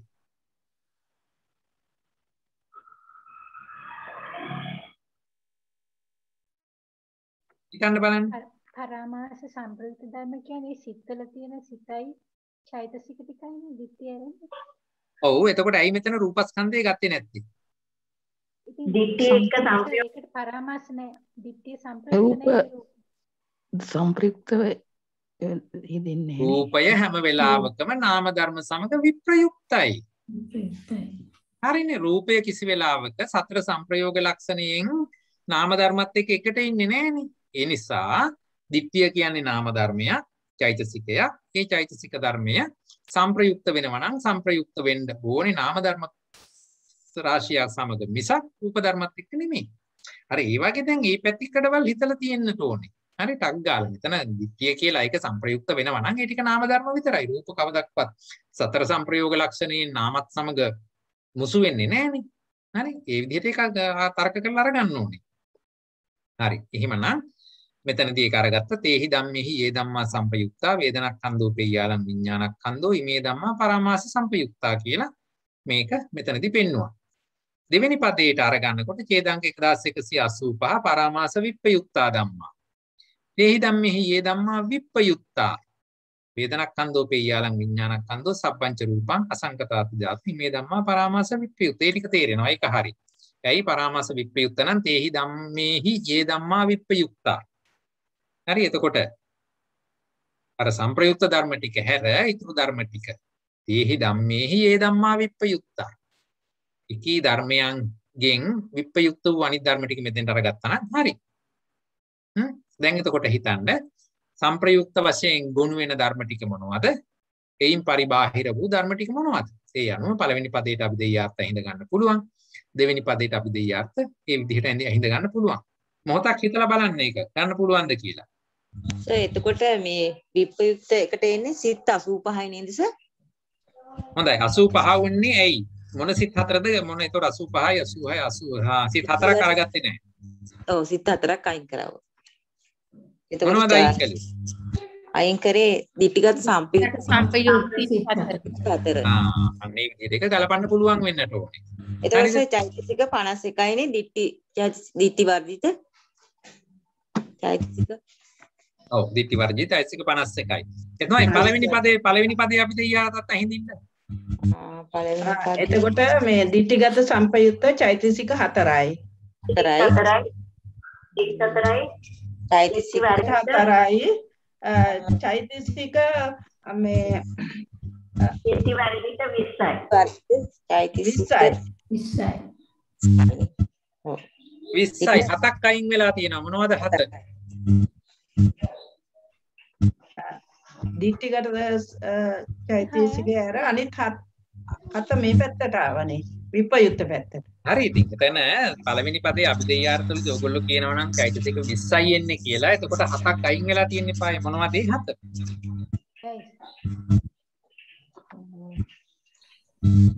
අයින් වෙලා තියෙන්නේ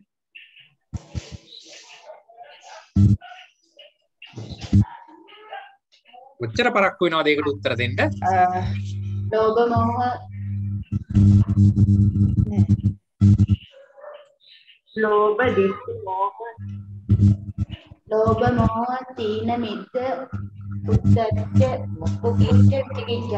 ඔයගොල්ලෝ දැන් මේ ධම්මසංගණීන ඉගෙන ගන්නේ. එතකොට පැහැදිලිව මතක තියාගන්නට ඕනේ ඊට කලින් මුසාවාදා වේරමණී කිව්වොත් අපාය යන්න වෙනවා කියලා. ඒ නිසා හරියට අපි දෙයියත් අහුලන්න ඕනේ. ලෝභ ditthi මොහ අහිරික අනොත්තප්ප උද්ධච්ච. ද්වේෂ චතුස්කේ නෑ. ඔබේ තියෙනවද? හරි. ගුණසේකර මහත්මිය කියලා දෙන්න මේගොල්ලන්ට කොහොමද ඒක ඉන්නේ කියලා. හත මොනවද අයින් කරපු? ද්වේෂ චතුස්කයයි. ද්වේෂ චතුස්කයයි හරියට හරි. මානයයි. මානය හරි. විචිකිච්ඡාව හරි. 4යි 5යි 6ක් කිව්වා. තව මොකක්ද අයින් වෙන්න ඕනේ? තව එකක් හොයලා ගන්න ඕනේ. අවිජ්ජාව. ditthi චෛතසිකය. මෙයත් එක්ක සංපයුක්ත වෙන්නේ කවුද? ඒතර මෙයත් එක්ක සංපයුක්ත වෙනවා කියනකොට යාව ගන්න බෑනේ. එහෙමනම් ditthියත් අයින් වෙන්නට ඕනේ. එතකොට එතන 20 අරගනිද්දී මොනවද අයින් කළේ අපි? දෝෂ චතුස්කයයි, විචිකිච්ඡාවයි, ditthiyයි මානයයි. හරිද? ඒ මානය ඉන්නේ නැහැ ditthිය ඉන්න තැනකදී. හරිද? එහෙමනම් මානය අයින් වෙන්නට ඕනේ. ලෝභ ditthi මාන කියන වලින් ditthi අයින් වෙනවා පදයට අනුරූපව. මානය අයින් වෙනවා ditthිය ඉන්න තැන ඉන්නේ නැති නිසා. විචිකිච්ඡාව අයින් වෙනවා විචිකිච්ඡා සිතේ ditthිය යෙදෙන්නේ නැති නිසා. එයා වෙනමනේ ඉන්නේ. ඊළඟට දෝෂ මූල සිත් ටික මෙතෙන්ට එන්නේ නැති නිසා එහි විශේෂයෙන් එක්කහුව වෙන දෝෂ 4 අයින් වෙනවා. මේ විදිහට එතකොට 4යි 5යි 6යි 7යි. මේ 7 අයින් වුණාම ඉතුරු 20 විතරයි මෙතෙන්ට එන්නේ. හොඳයි. එන 20 තෝරන්නත් ওই විදිහට පුළුවන් වෙන්න ඕනේ. එන 20 කොහොමද එන්නේ? මොනවද? අකුසල සාධාරණ 4යි. ලෝභ මූල කීය දෙන්නේ? ලෝභ චෛතසිකය. ලෝභ මූල එතකොට ලෝභ ත්‍රිකයෙන් කීයක් එනවද? ලෝභ චෛතසික 1යි. 3යි. ලෝභ චෛතසික 1යි. හරි. ඒකේ හරි ලෝභ තිනේ මිද්දේ. තීන මිද්ද දෙකයි. මෝහය අධිකෘතේ ඔව්. ඒ විදිහට දැන් කලපලා හදලා අරගන්න. එතන 20 අරගන්නකොට චෛතසික 7ක් අපි මේ පැත්තට අරගන්න ඕනේ. එතකොට ගත්තේ මොනවද අපි? අකුසල සාධාරණ 4යි, ලෝභයයි, තීන මිද්දයයි. හරිද? එතකොට අකුසල චෛතසික ඔක්කොම 14යි තියෙන්නේ. ඒ 14න් 7ක් අපි අයින් කළා ඉන්නේ නැහැ කියලා. එහෙනම් 7 හැටියට එන්නේ. මොනවද? අකුසල සාධාරණ 4යි, ලෝභයයි, තීන මිද්දයයි. හරිනේ. එතකොට ඒක අන්න සමාන 13ත් එක්ක එක අහුණාම තමයි මුළු චෛතසික ගාන 20 හැදුනේ. ඉතින් ඔය විදිහට ඕක දෙපැත්තට කරකෝල අරගන්න පුළුවන් වෙන්න ඕනේ දැන්. ඔය ඉතින් ඉබේ පුරුදුව වෙන්නෙත් නැහැ. ඔය විදිහටම ඉතින් ඒ තැනදී ගලපන්නටත් ඕනේ. එන ඒවා හොයන්න පුළුවන් වෙන්නත් ඕනේ. නොයන ඒවා අයින් කරගන්න පුළුවන් වෙන්නත් ඕනේ. දෙපැත්තටම පුහුණුනොත් තමයි දක්ෂතාවය එන්නේ. හරි. එහෙමනම් අපි මේකේ අට කතා කාණ්ඩය බලමු. ඡේදාංක 1518 අට කතා කාණ්ඩය පිටු අංක 536. එනදි කියනවා චත්තාරෝ දිට්ඨිගත සම්පයුත්ත චිත්තුප්පාදා එත්තුප්පන්නම් පරාමාසං තපෙත්වා මේ ධම්මා පරාමාස සම්පයුත්තාන්න බලන්න. එත්තුප්පන්නම් පරාමාසං තපෙත්වා පරාමාසේ හැර කියලා කිව්වනේ අපි ඒක අයින් කරගන්න උනානේ. එතකොට මේ විදිහටයි එතන අපි අභිදේයාර්ථ ඇහුළුවේ. දෙවෙනි පදයේ අභිදේයාර්ථ චත්තාරෝ දිට්ඨි. එතකොට දැන් සම්පයුක්ත සිත් 4 නම් පළවෙනි එකට ගියේ විප්පයුක්ත සිත් 4 දෙවෙනි පදයට ආවා. චත්තාරෝ දිට්ඨිගත විප්පයුක්ත ලෝභ සහගත චිත්තුප්පාදා ඡේදාංක 1519 මම කියවන්නේ. කතා කාණ්ඩේ ඡේදාංක 1519. එතන කොහොමද කියන්නේ? චත්තාරෝ දිට්ඨිගත විප්පයුක්ත ලෝභ සහගත චිත්තුප්පාදා ද්වේ දෝමනස්ස සහගත චිත්තුප්පාදා විචිකිච්ඡා සහගතෝ චිත්තුප්පාදෝ උද්දච්ච සහගතෝ චිත්තුප්පාදෝ චතුසු භූමිසු කුසලං චතුසු භූමිසු විපාකෝ තීසු භූමිසු ක්‍රියාව්‍යකතං රූපංච නිබ්බානංච ඉමේ ධම්මා පරාමාස විප්පයුක්තා. හරිද?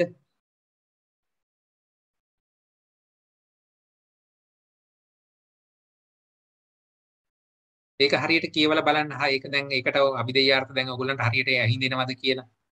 සම්පයුක්ත කියලා කිව්වහම මෙච්චරයි, විප්‍රයුක්ත කියලා කිව්වහම මෙච්චරයි. මෙහිදී විශේෂ මතක තබා ගැනීමක් කරන්නට ඕනේ. පරාමාසෝ නවත්තබ්බෝ පරාමාස සම්පයුක්තෝ තීපි පරාමාස විප්‍රයුක්තෝ තීපි කියලා තියෙනවා නේද? ඡේදාංක 1519 යටින්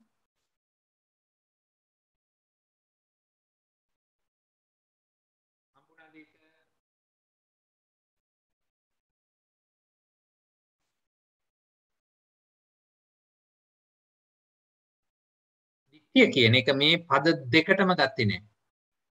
පරාමාසෝ නවත්තබ්බෝ පරාමාස සම්පයුක්තෝ තීපි පරාමාස විප්‍රයුක්තෝ තීපි. ඒකට ඉරක් ඇඳලා තියාගත්තත් කමක් නැහැ. පිටු අංක 536 1519 ඡේදේ යට කොටස. එතන ලියා ගන්න පරාමාස එහෙම නැත්නම් දිට්ඨිය කියන එක පද දෙකටම එන්නේ නැහැ. හරිද? ඒක අති විශේෂයි. ඉතා වැදගත්කමක් තියෙන පදයක් ඒක. ඡේදයක්. ඇයි ඒක ආවේ නැත්තේ? පරාමාස සම්පයුක්ත ධර්ම වලට නම් ආවේ නැහැ. එතනින් ඒක අයින් කරගන්නට ඕනේ. ඒක අපිට තේරෙනවා. හරිද? ඇයි පරාමාසය කියන්නේ තනි ධර්මයක්. එතකොට මේ තනි ධර්මය සමග සම්පයුක්ත භාවයක් ගැන එයා අයින් කරගන්න ඕනේ. එයා අයින් කරගත්තාම එතන එයා සම්පයුක්ත භාවය දෙනවා එතනින් අනිත් අයට. හැබැයි Tamanට සම්පයුක්ත වෙන්න තව කෙනෙක් නැහැ. ඒ නිසා එතනින් පළවෙනි පදයෙන් අයින් කළා. දෙවෙනි පදයෙන් අයින් කළේ. එහෙනම් පළවෙනි පදයෙන් අයින් කරපු අය අපේ සාමාන්‍ය පුරුද්ද තිබුණේ දෙවෙනි පදයට එක්කහුව කරන. නමුත් මෙහිදී එහෙම එක්කහුව කරන්නත් එපා කියනවා. ඇයි ඒ? පරාමාසය කියන්නේ තන්නේ ධර්මතාවයක්. දිට්ඨිය. එතකොට විප්‍රයුක්ත වෙන්න නම් ඒ දිට්ඨියට බාහිර වූ තවත් දිට්ඨි තියෙනවද? නෑ. ඒ සියලුම දිට්ඨි ටික එකට ගොනු කරලායි මෙතෙන්ට අරන් පෙන්නන්නේ. ඒ නිසා විප්‍රයුක්තයි කියලා වෙන කොහේ හරි තියෙන දිට්ඨියක් අරගන්න අවස්ථාවක් නැහැ. ඒ නිසා ඒක විප්‍රයුක්ත ධර්මයක් හැටියට යෙදෙන්නෙත් නැහැ. එයා තනි මිනිස්සෙක්. තනි ධර්මතාවය. ඒ නිසා මේ පද දෙකටම එන්නේ නැති වගේ විශේෂයෙන් සඳහන් කරලා තියෙනවා. හරිද? මේ පදනම යටතේදී අපි දැන් අභිධේයාර්ථ සාරාංශගත කළොත් වෙන්න පරාමාස සම්පයුක්තා කියලා කිව්වම දිට්ඨිගත සම්පයුක්ත සිත් 4යි. ඒ සම්පයුක්ත සිත් 4 යෙදෙන තත් සම්පයුක්ත චෛතසික 20යි. හරි? එතකොට ඒක ස්කන්ධ 4යි, ආයතන 2යි, ධාතු 2යි, සත්‍ය 2යි. හරිද? පරාමාස විප්‍රයුක්තා කියලා කිව්වහම දිට්ඨිගත සම්පයුක්ත සිත් 4 වර්ජිත ඉතිරි සිත් 85යි. මුළු සිත් 85ම අපි තෝර සිත් 89න් අර පළවෙනි පදයට අයින් කරපු සිත් 4 හැර ඉතුරු ගාන එතකොට 85යි. එහි යෙදෙන චෛතසික ගාන 51යි. අයි දිට්ඨිය වර්ජිත. දිට්ඨිය කියන එක ගන්න එපා කිව්වනේ. රූප 28යි නිර්වාණයයි. ඒ කවුරුත් කිව්වට නෙමෙයි ඒක නොගත්තේ. ඒක එසේ විය නොහැකි නිසා. ඇයි විය නොහැකි කියන එක හරියට තේරුම් ගන්න. මොකද මේ දිට්ඨිය කියන එකට මොනම ආකාරයකටවත් සම්පයුක්ත හෝ විප්‍රයුක්ත හෝ වෙන්න බෑ. මොකද සම්පයුක්ත භාවය yaadෙනවා. එයාට සම්පයුක්ත භාවය ගන්න තව දිට්ඨියක් නැති නිසා පළවෙනි පදෙන් අයින් වුණා. දිට්ඨි විප්‍රයුක්තයි කියන එකට ගන්න බෑ. මොකද එයාගෙන් පරිබාහිර තවත් දිට්ඨි කොහෙවත් පවතින විදිහකුත් නැහැනේ. වෙන්න මෙයා මේ වෙලාවේදී මෙයා මෙතන නැහැ. හැබැයි අතන ඉන්නවා කියලා කියන්නේ එහෙම ස්වභාවයක් ගන්න බෑනේ.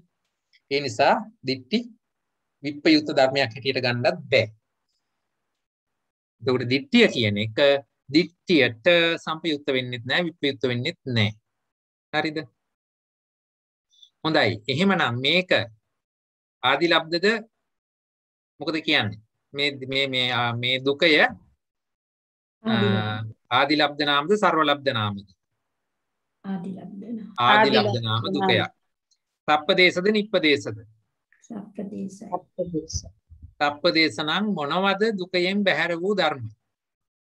ලෞකික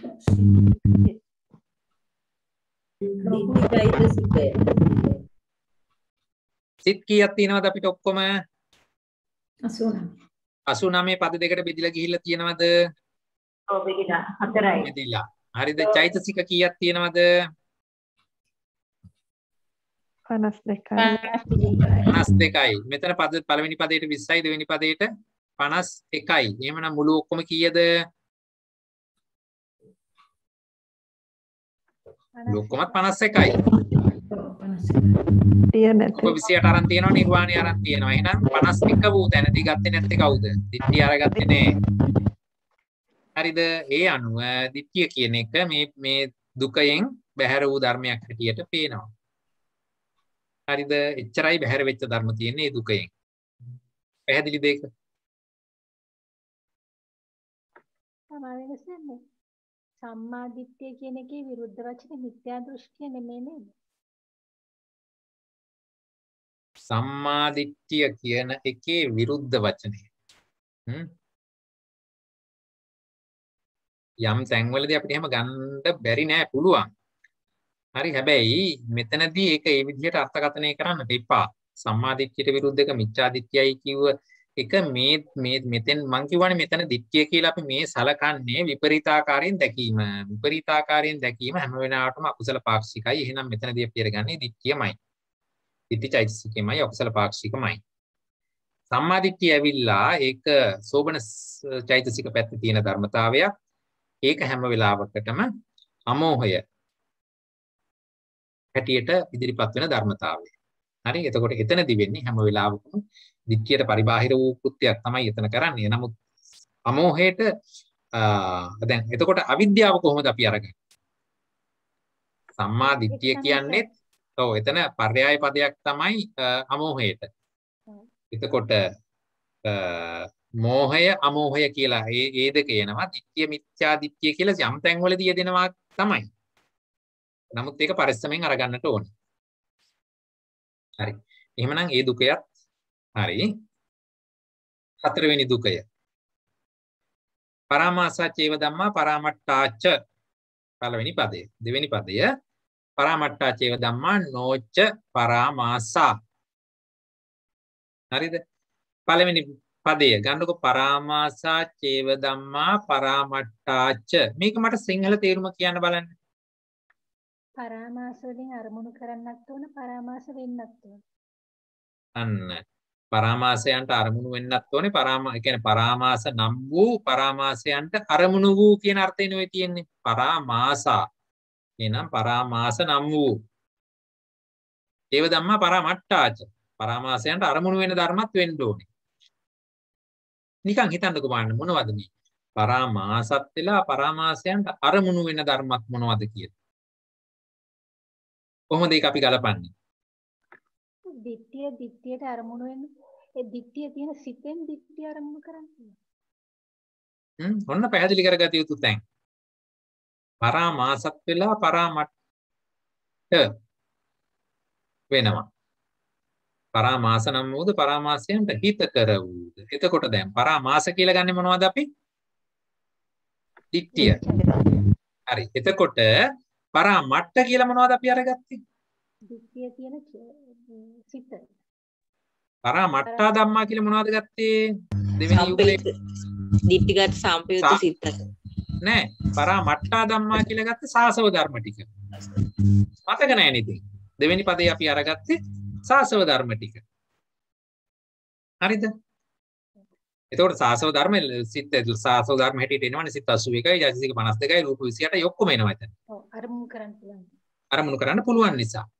එහෙමනම් මෙතනදී පරාමාසා චේව ධම්මා පරාමට්ටාච. එහෙම නැත්නම් පරාමාසත් වෙලා පරාමාසයන්ට හිත කරත් වූ ධර්ම හැටියට මොනවද එන්නේ? පරාමාස කියලා ගන්නකොට අනිවාර්යයෙන්ම දිට්ඨිය ගන්න වෙනවා. එහෙමනම් ඒ දිට්ඨිය දිට්ඨියකට අරමුණු වෙනවද? ඔව්. හරිද? ඒ දිට්ඨියකට අරමුණු වෙනවා.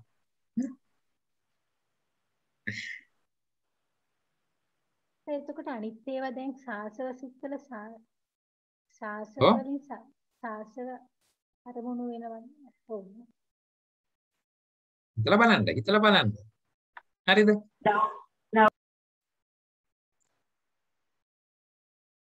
ඒත් මොකද්ද ප්‍රශ්නේ උනේ? අභිධම්ම භාවනා පොතේ කොහොමද මේක දීලා තියෙන්නේ? පරාමාසා චේව ධම්මා පරාමට්ටාච කියන එක කොහොමද දීලා තියෙන්නේ?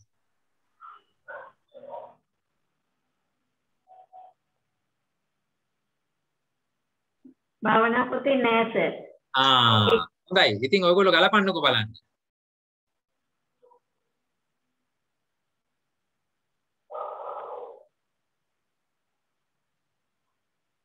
ඒක මහා අමාරුවක් නෙමෙයි. පරාමාස නම් වූද පරාමාසයන්ට හිත කර වූද කියලා තමයි ගන්න වෙන්නේ. නිස්සත්ත්ව නිජීව පරමාර්ථ ස්වභාව ධර්මියෝ ඇත්ත කියලා නේද?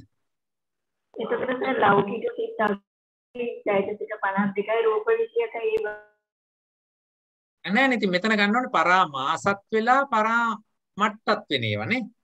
එතකොට පරාමට්ට වෙන හැටියට අපිට ගත්තට 81යි 52යි 28යි කියලා ඒක ඔක්කොම පරාමාස නෙමෙයිනේ. ඒ වලින් පරාමාස වුණේ දිට්ඨිය විතරනේ. එහෙමනම් එතනදී අපිට ගන්න වෙන්නේ දිට්ඨි චෛතසිකේ විතරයි. හරි ඒක ඒ විදිහට එනං ගලප ගන්නට ඕනේ. එතකොට මේ පද දෙකටම අපි අරගෙන තියෙන්නේ පරාමට්ට කියන ධර්මනේ. පරාමට්ට මේ පළවෙනි එකටත් අපි ගත්තේ පරාමට්ට ධර්ම අරගෙන පරාමාස කියන උපකොටස විතරක් පළවෙනි පදයට ගත්තා. දෙවෙනි පදයටත් පරාමට්ටා කියන එම කුලකයෙන්ම ඉතුරු වෙච්ච ටික මෙතෙන්ට අරගත්තා. එහෙම හැම වෙලාවකම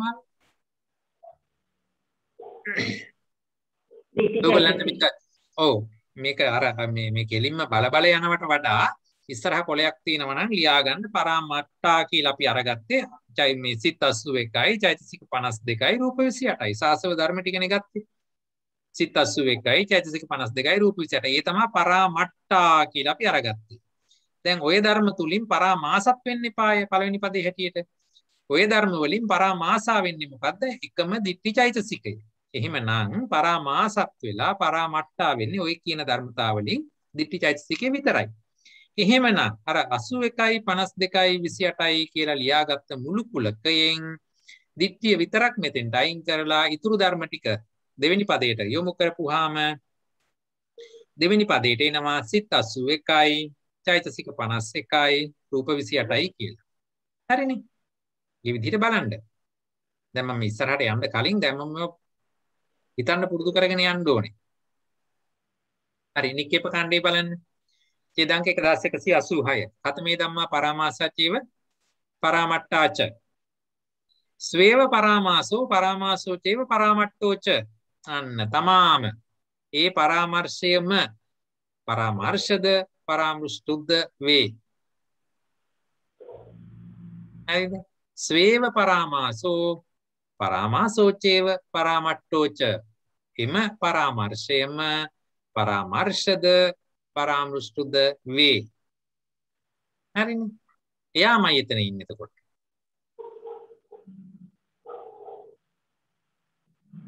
හරිද? බලන්න පද දෙකම අපි මොනවද මේ සලකන්නේ? පද දෙකේදීම පරාමට්ට ධර්ම අරගෙන ඒ පරාමට්ට ධර්මයෝ ටික දෙකට කඩනවනේ මෙතනදී කරන්නේ. එහෙනම් පළවෙනි පදයට එන්නේ උක්ත කාරණේ විතරයි. එහෙම නැත්නම් දිට්ඨි චෛතසිකේ විතරයි. දෙවෙනි පදයට එනං එහි ඉතුරු ඔක්කොම ධර්ම ටික. සාසව ධර්ම වලින් දිට්ඨිය අයින් කරලා ඉතුරු ධර්ම ටික දෙවෙනි පදයට එනවා. පාලි පාඨයේ දෙවෙනි පදයට කොහොමද තියෙන්නේ? තේහි ධම්මේහි ඒ ධම්මා පරාමට්ටා. තේ ධම්මේ තපෙත්වා. අවශේෂා සාසවා කුසල අව්‍ය කතා ධම්මා කාමාවචර රූපාවචර රූපක්ඛන්தோ පෙය්‍යාලං විඥානක්ඛන්தோ ඉමේ ධම්මා පරාමට්ටා චේව නොච පරාමාසා. හරිනේ. හරි අට කතා කාණ්ඩයට ගිහිල්ලා අපි හින්දුමු බලන්න ධර්මතා ටික. පිටුව 536. ඡේදාංක 1520. කතමේ ධම්මා පරාමාසා චේව නොච කතමේ ධම්මා පරාමාසා චේව පරාමට්ටාච. සෝ ඒව පරාමාසෝ චේව පරාමට්ට. එම පරාමාසයේම පරාමාසද වෙනවා පරාමට්ටද වෙනවා. හරිනේ. එහෙනම් දිට්ඨි චෛතසිකේ විතරයි. දෙවෙනි එක. ඡේදාංක 1521.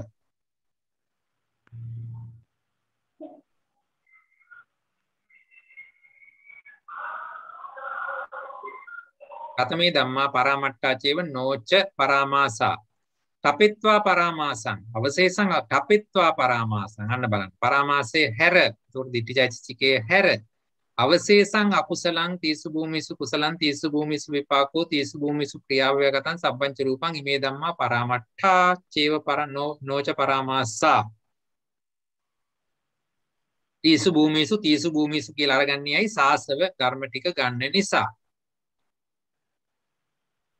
හොඳට බලන්න පද දෙක දිහා. මේ පද දෙකටම අරගත් දෙකටම පොදු වෙච්ච වචනයක් තියෙනවානේ පරාමට්ටා. එහෙනම් මේ පරාමට්ට ධර්ම ටික අරගෙන තමයි අපි කොටසක් පරාමාස ටිකට ගත්ත අනිත් කොටස නොච පරාමාසා කියලා ගත්තා. හරිනේ. එතකොට මුළු කුලකය අරගත්තේ පරාමට්ට ධර්ම නිසා අපරාමට්ට ධර්මයෝ මේ පද දෙකටම ආවේ නැත කියන එක පැහැදිලිනේ. මම නැවත කියන්න මේ පද දෙකටම පළවෙනි පදයටත් දෙවෙනි පදයටත් පොදු වූ ධර්මතාවය තමයි පරාමට්ටා ධර්ම කියන ටික අරගෙන තමයි මේ දෙකට බෙදලා පෙන්වන්නේ. හරිද? පරාමට්ටා ධම්ම කියලා ගත්තේ මොනවද? සාසව ධර්ම ටික. සිත් 81යි, චෛතසික 52යි, රූප 28යි. එතකොට මේ මුළු කුලකය අරගෙන තමයි දෙකට බෙදුවේ. ඒ 81යි, 52යි, 28න් පරාමාසත් වෙන්නේ පරාමට්ටා අතරින් මෙන්න මේ දිට්ඨි චෛතසිකයේ විතරයි. එhmenan ඉතුරු ටික අනිත් පැත්තට ආවා. පළවෙනි පදේට දිට්ඨි චෛතසිකේ විතරයි. දෙවෙනි පදේට එතකොට සිත් 81යි චෛතසික 52න් දිට්ඨිය අර පැත්තට දාලා 51ක් විතරක් දෙවෙනි පදේට ගත්තා. රූප 28යි. හරිනේ. ඒ අනුව දැන් පරාමට්ටා ධර්ම අරගෙන දෙකට බෙදුවා නම් අපරාමට්ටා ධර්ම කියන එක මේකේ පළවෙනි පදේට එන්නේත් නැහැ. දෙවෙනි පදයට එන්නෙත් නැහැ. හරිද? ඒ අනුව තමයි ඡේද 1521 යට කොටසෙන් ලියලා තියෙන්නේ. අපරාමට්ටා ධම්මා නවත්තබ්බා කියන්න එපාලු. මොනවද? පරාමාසා චේව පරාමට්ටාති. මේ කියන්නේ පළවෙනි පදයට එනවා කියලා කියන්නත් එපා. ඊළඟට පරාමට්ටා චේව නොච පරාමාසාති. දෙවෙනි පදයට එනවා කියලා කියන්නත් එපා. කවුද? අපරාමට්ටා ධම්මා. පැහැදිලි නේක? හරි. එහෙමනම් අපි දෙයාර්ථ සාරාංශගත කළොත් මේ විදිහටයි එන්නේ. පළවෙනි පදයට දිට්ඨි චෛතසිකේ විතරයි. දෙවෙනි පදයට එනවා සිත 81යි, චෛතසික 51යි, රූප 28යි. අපරාමට්ටා ධම්මා නොගන්නේයි කියන්නේ. ඉතින් මේ පද දෙකටම අරන් තියෙන්නේ මොනවද? පරාමට්ටා ධම්ම. පරාමට්ටා ධම්ම කියන ටික අරගෙන තමයි මේ පරාමට්ට ධම්ම වලින් පරාමාස වෙන්නේ මොනවද කියන එක පළවෙනි පදයට ගත්තා. මේ පරාමට්ට ධම්ම වලින්ම පරාමාස නොවන ධර්ම ටික අනිත් පදයට ගත්තා. අපි ඉස්සරළම බෙදුවා වෙන්න ගැහැණු ළමයි වෙන්න පිරිමි ළමයි කියලා. ඊළඟට අපි පිරිමි ළමයි ටික විතරක් අරගෙන පෙන්නනවා මෙතනින් අඩි 5ට වඩා උස ළමයි වෙන්න අඩි 5ට වඩා මිටි ළමයි වෙන්න කියලා. එතකොට පිරිමි ළමයින් වෙලා අඩි 5ට වඩා උස පිරිමි ළමයි තමයි මෙතන ගත්තේ. අඩි 5ට වඩා අඩු පිරිමි ළමයි තමයි මෙතන ගත්තේ. දෙපැත්තෙම ඉන්නේ පිරිමි ළමයි. එහෙමනම් ගෑනු ළමයි මේ පදේට ආවෙන්නේ නැහැ. මේ පද දෙකටම ගැහණු ළමයි ගැනුනේ නැහැ. ඒ වගේ උදාහරණයක් නේ තියෙන්නේ. පරාමට්ට ධර්ම අරගෙන දෙකට බෙදුවා නම් හරි අපරාමට්ට ධම්ම ටික මේක පදයකටවත් ආවේ නැහැ. පැහැදිලි ඒක. yes sir සාසව ධර්ම පමණයි අරන් තියෙන්නේ. පැහැදිලිවම. එහෙනම් අනාසව ධර්ම ටික ගත්තේ නැහැ. හරිද? එහෙමනම් මේක සප්පදේශ දුකයක්. සප්පදේශ දුකයක් නම් මොනවද ගත්තේ නැති අනාසව ධර්ම ටික. එහෙම නැත්නම් අපරාමට්ට ධර්ම ටික මොනවද? මොනවද අපරාමට්ට ධම්ම? මේකට පද දෙකටම ආවේ නැති ධර්ම ටික මොනවද? ලෝකෝත්තර ධර්මයන්ට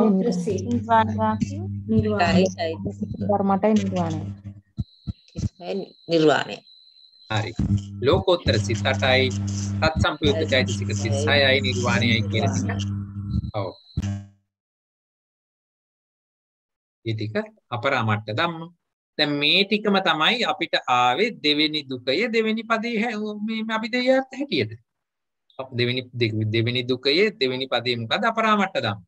ඒ ටිකම තමයි මේ හතරවෙනි දුකයේ දුක මුක්ත ධර්ම හැටියට යෙදෙන්නේ. මේ එක එක සම්බන්ධතාවය හරියට තෝරගන්න.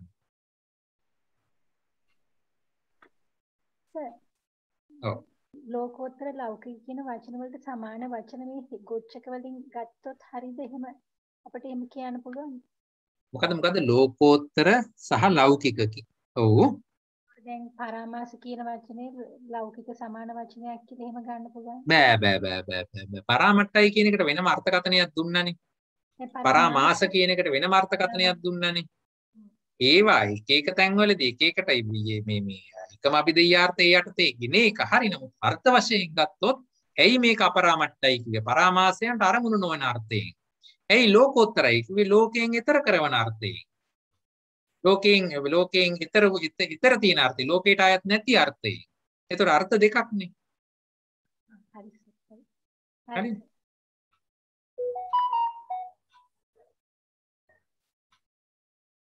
මොනවාද ඒ වගේ තියෙන ගැටලු?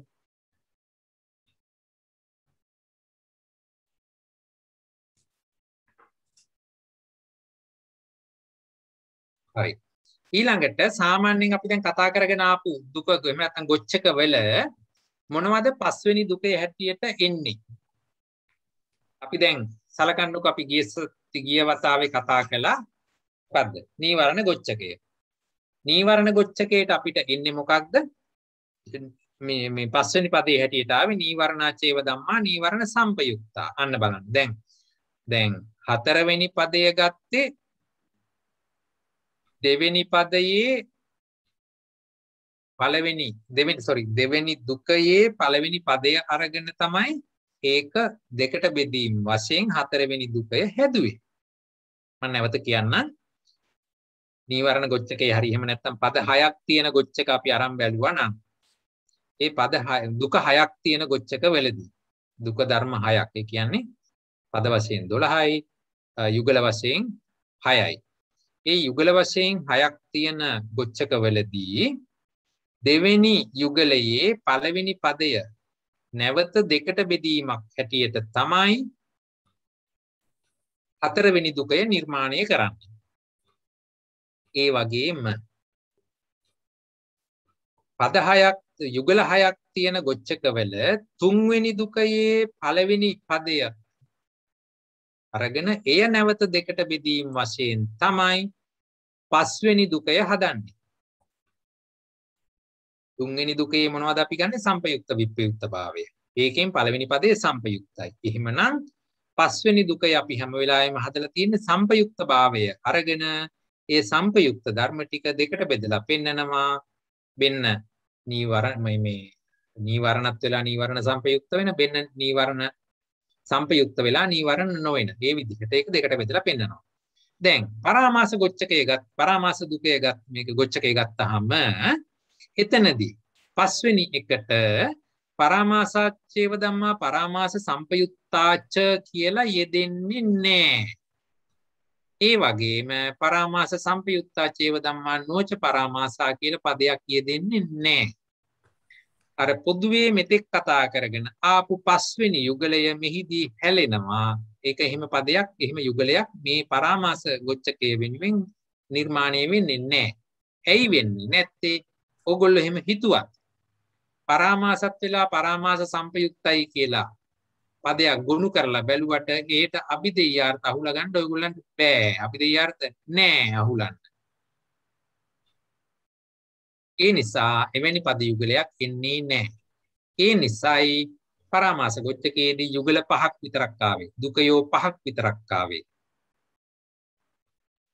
යුගල 6ක් එන්න විදිහක් නෑ. ඇයි නැත්තේ? පරාමාසාචේව ධම්මා පරාමාස සම්පයුක්තාච කියලා පදයක් අපි ලිව්වට ඒකට අභිදේයාර්ථ හිඳ ගන්න බෑ. වෙන්නේ නෑ. ඒක පැහැදිලිද?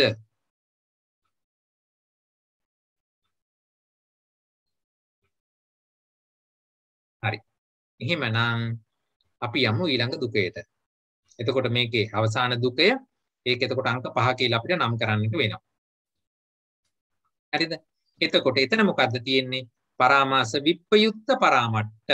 ඒ කියන්නේ අර යුගල 6ක් තියෙන පදවලදී තුන්වෙනි යුගලයේ දෙවෙනි පදය අරගෙන එහි ඒදුණු අභිදේයාර්ථ නැවත දෙකට බෙදීමක් තමයි මෙතනදී වෙලා තියෙන්නේ.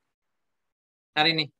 මොනවා හරි කමන්නේ විප්‍රයුක්ත ධර්ම ටික අරගෙන මේ විප්‍රයුක්ත ධර්ම දෙකට බෙදලා පෙන්නනවා. කොහොමද දෙකට බෙදන්නේ? මේ මොනවද ලෝකෝත්තර ධර්ම ටික සහ ලෞකික ධර්ම ටික හැටියට. එහෙම නැත්නම් වෙන විදිහකට කිව්වොත් පරාමාස විප්‍රයුක්තා. බලන්න පළවෙනි පදයටත් පරාමාස විප්‍රයුක්තා. දෙවෙනි පදයටත් පරාමාස විප්‍රයුක්තා. ඒ කියන්නේ පරාමාස විප්‍රයුක්ත කියන ධර්ම ටිකම අරගෙන දෙකට බෙදනවා. කොහොමද දෙකට බෙදන්නේ? පරාමට්ට වෙන කොටසයි අපරාමට්ට වෙන කොටසයි. පැහැදිලිනේ? එතකොට හරිද?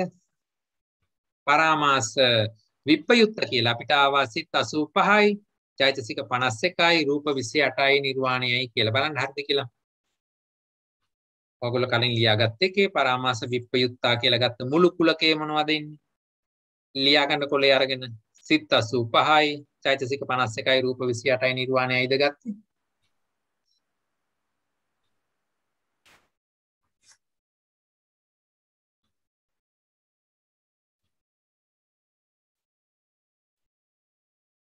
දැන් මේ පදවල අභිදේයාර්ථ ඔයගොල්ලෝ ලියා ගන්න ඕනේ කොහොමද? හොඳයි. එහෙමනම් මේ පදවල මේ මුළු කුලකේ දැන් දෙකට බෙදන්න. ඒ කියන ධර්මතා වලින් මොනවද ධර්මතා ටික? පරාමාස විප්‍රයුක්ත ධර්ම මොනවද? සිත් 85යි, චෛතසික 51යි, රූප 28යි, නිර්වාණයයි. ඒ වර්ගන දැන් දෙකට බෙදන්න පුරුවන් වෙන්න ඕනේ. අපි ඕන නික්කේප කාණ්ඩේ බලලා ඉමුකෝ.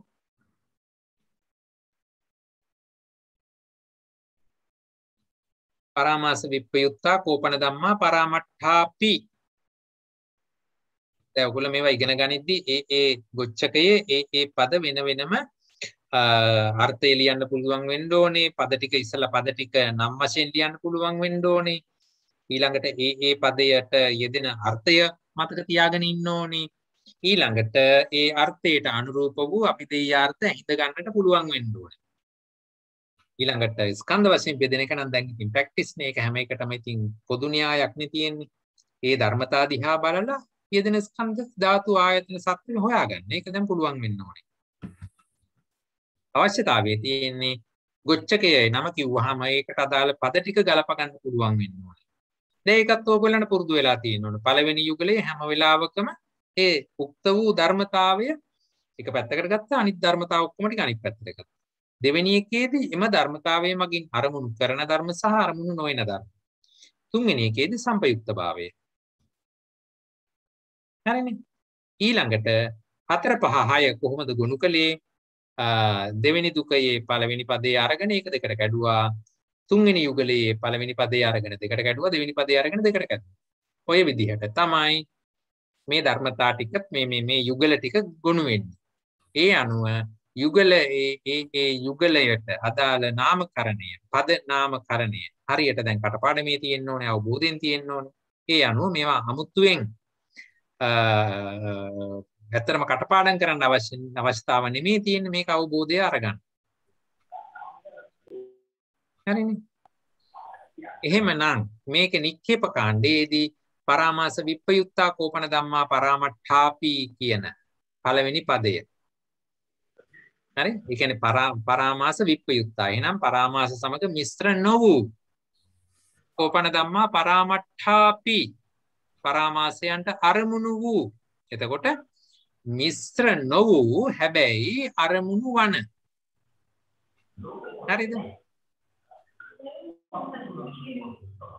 ඒ විදිහට ඒක ගලපන්න. හරිනේ. එතකොට කොහොමද ඒක කියන්නේ? ඡේදාංක 1188 නික්කේප කාණ්ඩේ. ඡේදාංක 1188 නික්කේප කාණ්ඩේ තේහි ධම්මේහි යේ ධම්මා විප්පයුක්තා සාසවා කුසල කුසලාව්‍යා කතා සාසවා කුසල කුසලාව්‍යා කතා ධම්මා කාමාවචරා රූපාවචරා අරූපාවචරා රූපක්ඛන්தோ පෙය්‍යාලං විඥානක්ඛන්தோ ඉමේ ධම්මා පරාමාස විප්පයුත්තා පරාමට්ඨා. හරිද? හොඳට බලන්න ඉච්ඡේදී ගලපන ආකාරය. ඒහි ධම්මේ යේ ධම්මා විප්පයුත්තා. ඒහි ධම්මේ කියලා කිව්වේ පරාමාස ස්වභාවය. පරාමාස ධර්මය. එතකොට තේහි ධම්මේ යේ ධම්මා විප්පයුත්තා. ඒ පරාමාස කියන ධර්මයෙන් විප්පයුක්ත වන ධර්ම ටික. එතකොට ඒව අනිවාර්යයෙන්ම ඊට පස්සේ මොනවද කියන්නේ? පරාමට්ඨාපි. ඒක අරමුණු වෙන ධර්ම. සාසවා කුසල කුසලාව්‍යා කතා ධම්මා. කාමාවචර රූපාවචර අරූපාවචර භූමි තුනයි ගත්තේ. ඇයි සාසවයි කියනකොටම භූමි තුනයි. ඊළඟට ස්කන්ධ පහම අරන් තියෙනවා. රූපක්ඛන්தோ පෙය්‍යාලං විඥානක්ඛන්தோ. හරිනේ. එහෙනම් මේ පදේ හරි. දෙවෙනි පදේට එනකොට ඉතින් ඒක ඊටත් වඩා පහසුයි. අපරියාපන්නා මග්ගාච මග්ගපලානිච අසංකතාතු ධාතු ඉමේ ධම්මා පරාමාස විප්පයුත්තා. දැන් මෙතනදී මග්ගපලානී කියලා එක දක්වලා තියෙනවා. මග්ගාච මග්ගපලානිච. හරි. දැන් මේ අපි කතා කළේ නික්කේප කාණ්ඩේ. අට කතා කාණ්ඩයට ගියා නම් අපිට ඒ අර්ථ අහුලන්න පුළුවන් ඍජුවම. ඡේදාංක 1522. චත්තාරෝ දිට්ඨිගත විප්පයුක්ත ලෝභ සහගත චිත්තුප්පාදාන්න බලන්න. දැන් එතකොට චත්තාරෝ දිට්ඨිගත විප්පයුක්ත ලෝභ සහගත චිත්තුප්පාදා. දැන් ඉතින් අර දීලා තියෙන ඔයගොල්ලන්ට මුලින්ම අරගත්ත පරාමාස විප්පයුක්ත ධර්ම ටිකේ අරගෙන ඒකේ සාසව ටික වෙන් කරගන්න. දිට්ඨිගත විප්පයුක්ත සිත් 4යි, දෝමනස්ස සහගත සිත් 2යි, විචිකිච්ඡා සහගත චිත්තුප්පාදෝ, උද්ධච්ච සහගතෝ චිත්තුප්පාදෝ, තීසු භූමිසු කුසලං, තීසු භූමිසු විපාකෝ, තීසු භූමිසු පිරියව්‍යකතං, සප්පංච රූපං, ඉමේ ධම්මා පරාමාස විප්පයුක්තා පරාමට්ඨා. දෙවෙනි පදේ ඉතින් ලේසි. චත්තාරෝ මග්ගා අපරියාපන්නා චත්තාරීච සාමඤ්ඤ පලාඤ්ඤ නිබ්බාණං ච ඉමේ ධම්මා පරාමාස විප්පයුක්තා පරාමට්ඨා. ඒක නවලෝකෝත්තර ධර්ම ටිකනේ. කොහොමදත් පරාමාසයන්ගෙන් අකුසලයන්ගෙන් අරමුණු කරන්න බැරි ටික. එතකොට ඡේදාංක 1523 යටින් දීලා තියෙනවා. මොකද්ද දෙන්න ඕනේ? දැන් මේ පද දෙකටම ගත්ත විප්පයුක්ත ධර්ම. පළවෙනි පදෙත් විප්පයුක්ත අරගෙන තමයි කොටසක් ගත්තේ. දෙවෙනි පදේ විප්පයුක්ත අරගෙන ඉතුරු කොටස ගත්තා. එතකොට විප්පයුක්ත ධර්මමයි මේ පද දෙකටම යෙදුනේ. එහෙනම් සම්පයුක්ත ධර්මයෝ මේ පළවෙනි පදේටවත් දෙවෙනි පදේටවත් ආවේ නැහැ. පරාමාස සම්පයුක්ත ධර්මයෝ මේක පදයකටවත් ආවේ නැහැ. එහෙමනම් ඒ නිසා තමයි ඡේදාංක 1523 ඡේදයේ යට කොටසින් කියනවා පරාමාසාච පරාමාස සම්පයුක්තාච ධම්මා පරාමාසත් වෙලා පරාමාස සම්පයුත්තත් වෙන ධර්ම ටික නවත්තබ්බා කියන්නයි පාළු. මොකක්ද කියන්න එපා කියන්නේ? පරාමාස විප්පයුත්තා පරාමට්ටා තීපි. පළවෙනි පදයට එනවයි කියලා කියන්නත් එපාළු. පරාමාස විප්පයුත්තා අපරාමට්ටා තීපි දෙවෙනි පදයට එනවා කියලා කියන්න එපාළු. ඒ නිසා ඒකේ විදිහට සටහන් කරලා තියෙනවා. හරිද? වෙනස නෝපරාමාසාච පරාමාස සම්ප්‍රයුක්ත ධම්මා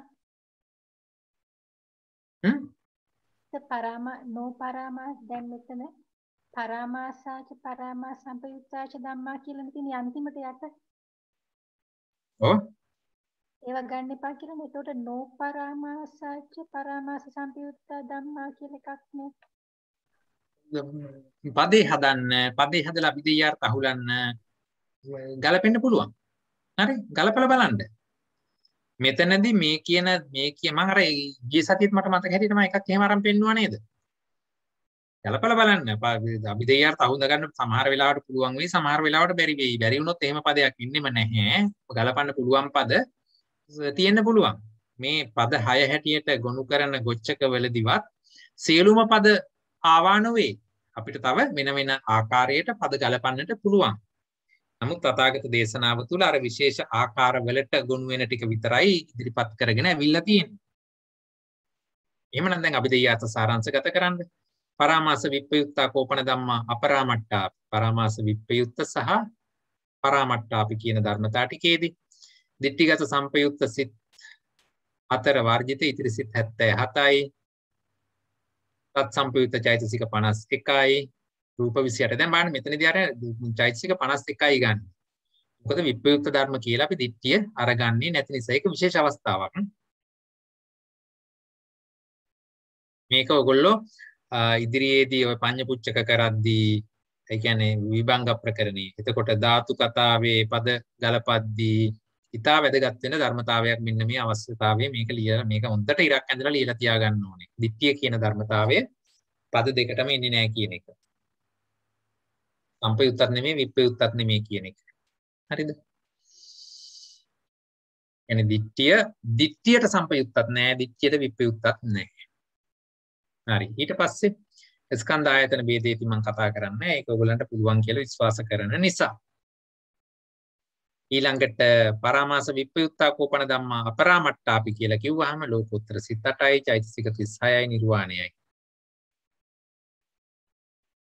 හැම වෙලාවෙම එම සිත් 8 යෙදෙන තත්සම්පයුක්ත චෛතසික. එතකොට දැන් ඒවා ස්කන්ධ ආයතන ධාතු හැටියට බෙදද්දී එතකොට මොනවද අර සත්‍ය විනිර්මුක්ත ධර්ම හිම ඒවත් අමතක කරන්න බෑ. නිර්වාණයේ තියෙන තැනදී ස්කන්ධ ભેදයේදී නිර්වාණයේ ස්කන්ධ විනිර්මුක්තයි කියලා කියන්න ඕනේ. ඒවා ඉතින් අමතක කරන්න බෑ හොඳේ.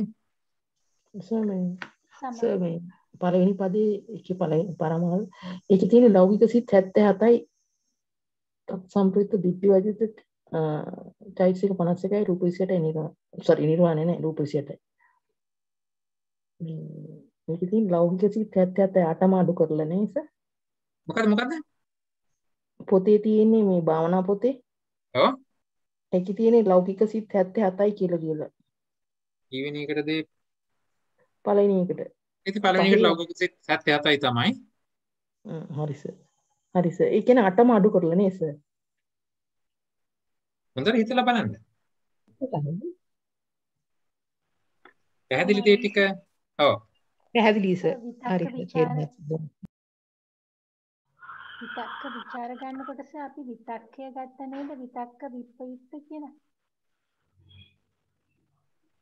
විතක්ක ਵਿਚාර කොතනද විප්‍රයුක්තයි කියලා ගත්තේ අපි? විතක්කය විතරක් ගත්ත නේද? විතක්ක විප්‍රයුක්ත කියලා. මොකද්ද ගත්තු ත්‍රිකය? සමහරවිට මට ඒක හරියට මතක නෑ.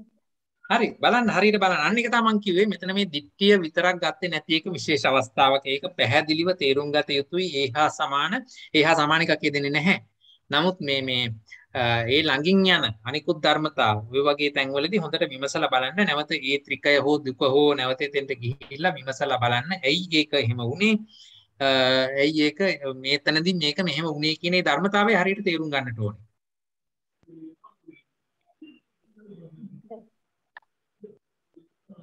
හරි. එහෙනම් මේක සප්පදේශ දුකයක්. එහෙනම් සප්පදේශ දුකේදී මොනවද අපි ගත්තේ නැත්තේ? දිටිගත සම්පයුක්ත සිත් 4යි. එහි යෙදෙන තත් සම්පයුක්ත චෛතසික 31යි අපි ගත්තේ නැහැ. ඇයි ඒක පරාමාස සම්පයුක්ත ධර්මනේ. පරාමාස සම්පයුක්ත ධර්ම මෙතෙන්ට ගන්න එපා කිව්වනේ. ගන්නේ නැහැනේ ඉතින්. ඒ නිසා ඒක දුකෙන් බැහැර වූ ධර්ම හැටියට කතා වෙනවා. හරි. දැන් එතකොට අපි දුක මේකේ තියෙන යුගල 5යි. ඒ යුගල 5ම අපි කතා කරලා ඉවරයි. හරිද?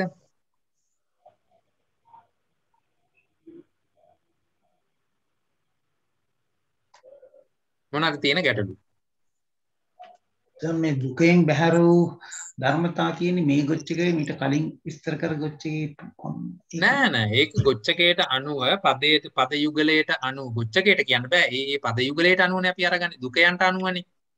හරි. දැන් මෙතන දුක 5ක් කතා කළා. ඒ දුක 5ේදී ඒ තැන්වලදී යෙදෙන විදිහ අනුව ගලපන්නේ ඒක.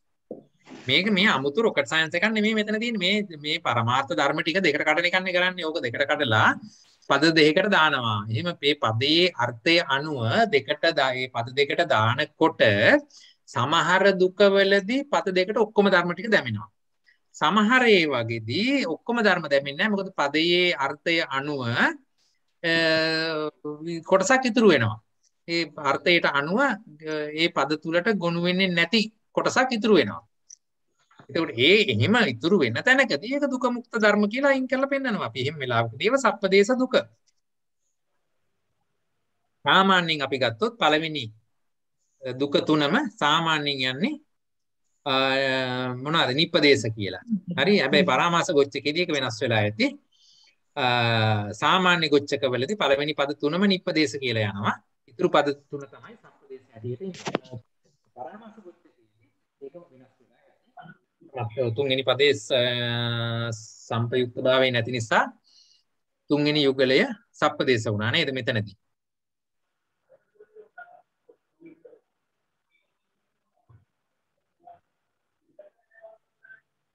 හරි. එහෙමනම් දැන් මෙහිදී අපි පරාමාස ධර්ම කතා කරනකොට අර මම මුලදීම කිව්වා ඒක අර බහුවචනයෙන් අරගෙන පෙන්නවා. ඇයි මේක විවිධ ආකාර දිට්ටි ස්වභාවයන් මෙහි දැක්වෙනවා කියලා. දැන් එතනදී මේක අපි බැලුවොත් එහෙම මොනවද ඒ ආකාර කියලා. දැන් මූලපරියාය සූත්‍රය ආරම්භ බැලුවොත් 62ක් හැටියට ඒක පේනවා. ඒක දිර වැඩි. නමුත් ඊට වඩා වෙනස් විදිහකට පටිසම්භිදා මග්ගේ ආරම්භ බැලුවා නම් එහි දිට්ටි කතාවල මේක යොදලා තියෙනවා 16 ආකාරයකට. හරි. ඒවා අපි නිකමට බැලුවා නම් නිකම් මේ කොහොමද මේවා යෙදෙන්නේ කියලා දල අදහසක් අරගන්න. මිසක් මේ එක එකක් ගැන මම කතා කරන්න යන්නේ නැහැ. නමුත් දල අදහසක් ගන්න මේක කතා කළා නම් අස්සාද දිට්ඨිය. හරි. ආස්වාදය මුල් කොටගත්ත දෘෂ්ටියක් තියෙනවා නම් අත්තානු දිට්ඨිය. ආත්මය මුල් කරගත්ත දෘෂ්ටියක් තියෙනවා නම් මිච්ඡා දිට්ඨි. එතකොට ඒක පොදුවේ කතා කරලා තියෙනවා මිත්‍යා දෘෂ්ටිය කියලා තව පොදුවේ ගත්ත අර්ථය. සක්කාය දිට්ඨි. අන්න පංචස්කන්ධයේ මමේ මාගේ කියලා අරගන්නා වූ සක්කාය දෘෂ්ටිය. ඊළඟට සක්කාය වත්තුකා සස්සත දිට්ඨි. සක්කාය වස්තුක වූ සාස්වත දෘෂ්ටියයි. ඊළඟ එකත් ඒ වගේමයි සක්කාය වස්තුක වූ උච්ඡේද දෘෂ්ටියයි. සක්කාය මුල් කරගෙන ඒ කෙරෙහි පවතිනා වූ සාස්වත දෘෂ්ටිය සහ උච්ඡේද දෘෂ්ටිය වශයෙන් එතනත් ඒක දෙකට බෙදලා පෙන්නවා. හරිද? එතකොට බලන්න සක්කාය දිට්ඨිය වෙනමත් තරම් පෙන්නවා. ඊළඟට ඒ සක්කාය වස්තු කරගත්ත වූ සාස්වත දෘෂ්ටි වශයෙන් එකකුත් උච්ඡේද වශයෙන් එකකුත් නැවත දෙව ආකාරයකට පෙන්වුවා. මේ හැම ආකාරයකටම දෘෂ්ටිගත වීමක් වෙන්න පුළුවන් නිසා ලෝකේ බහුලව දකින්නට පුළුවන් නිසා ඊළඟට හත්වෙනි එක පෙන්නනවා අත්තග්ගාහිකා දිට්ඨි අන්තග්ගාහික දෘෂ්ටිය කියලා. පුබ්බන්තානු දෘෂ්ටි කියලා නමය පෙන්නනවා. పూర్වාන්තය දෘෂ්ටිය. ඒ කියන්නේ එතනදී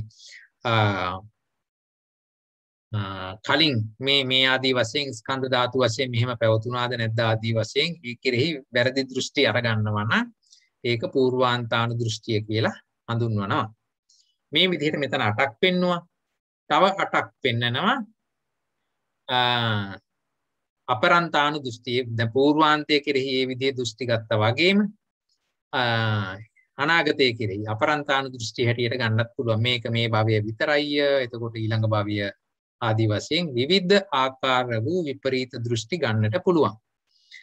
ඒක අපරන්තා පුබ්බන්තානු දෘෂ්ටි අපරන්තානු දෘෂ්ටි කියලා එක කතා වුණා. ඊළඟට සංයෝජනික ආදිත්‍ය කියලා සංයෝජනික වශයෙන් ඒ කෙරෙහි ඇති වෙන දෘෂ්ටිය. ඊළඟට අහන්ති මාන විනිබද්ධාදිත්‍ය මම කියලා ඉපදෙන මානයෙන් බැඳිච්ච දෘෂ්ටියකුත් තියෙනවා. දැන් මානයයි දෘෂ්ටියයි එකට ඉන්නේ නැහැ කියලා අපි ඉගෙන ගන්නවා. නමුත් අර මම කියන ධර්මතාවය තුල ඒ කෙරෙහි දෘෂ්ටියක් ඇති වෙන ස්වභාවයක් මෙතන මේවා ඊටා සියුම් ධර්ම. යම් කොටස් මටත් විස්තර කරන්න හරියටම තේරෙන්නේ නැහැ. ඒක පටිසම්භිදා මග්ග අට කතාව දිහා බලාගෙන අපි විස්තර කරන්න ඕනේ.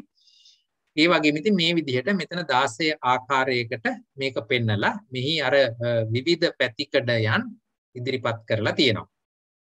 මේ විදිහට මේක විවිධාකාරයෙන් අපි දෘෂ්ටීන් වලට වැටෙන එක ස්වභාවය නිසා ඒ සියලුම දෘෂ්ටීන් ටික එක්කව කරලා තමයි අර කොහොමද දිට්ඨිය කියන එක හැඳින්වෙන්නේ සබ්බාපි මිච්ඡා දිට්ඨි දිට්ඨි පරාමාසෝ කියලානේ කිව්වේ. අන්න ඒ සබ්බාපි කියලා අරගත්ත තැන සියලුම ආකාර මිත්‍යා දෘෂ්ටිය ගොනු කරලා තනිවට පෙන්නලා ඒ නිසා තමයි ඒක බහුවචනෙන් පෙන්වුවේ. මේ ආදී වශයෙන් දැන් මෙතන මම මේ පෙන්නපු විදිහට මේවා ඒ තැන්වලදී කඩලා පෙන්නලා තියෙන විදිහවල් තියෙනවා. ඔයගොල්ලෝ අරගත්තා නම් සබ්බාසව සූත්‍රය එහිදීත් මට මතක විදිහට 6 ආකාරයකට 7 ආකාරයකට ප්‍රධානව 6කට නේද? ප්‍රධානව කඩලා පෙන්වුවා වගේ මතකයි. ඒ තැන්වලදී මේ දෘෂ්ටිය කොයි විදිහටද යන්නේ? ගිහිල්ලා ඒක දෘෂ්ටිකාන්තාරයක් හැටියට කොහොමද ඉදිරිපත් වෙන්නේ කියන එක අර පෙන්වුවානේ. දිට්ඨි ගහණං දිට්ඨි කාන්තාරෝ දිට්ඨි විසුකායිකාං ආදී වශයෙන් විවිධ වචන දාලා පෙන්වුවානේ. ඒ හැම තැනකදීම පෙන්නපු සියලු ආකාර වූ දෘෂ්ටි මේ විදිහට ගොනු කරලා ඒවා මේ පරාමාසය යටතේ පෙන්නලා දීලා තියෙනවා. හරි. ඒ අතුරු කොටසක් මම පෙන්වුවේ මේවා විවිධ පැතිකඩ වලින් එන්නේ කොහොමද කියන එක. මේ කොයි ආකාරයට ආවත් එහි පරමාර්ථ ධර්ම ස්වභාවය දිට්ඨි චෛතසිකය. හරිද? ඒකත් වැදගත්. හොඳයි. එහෙමනම් අපි කියන්න. මොකද ප්‍රශ්නේ?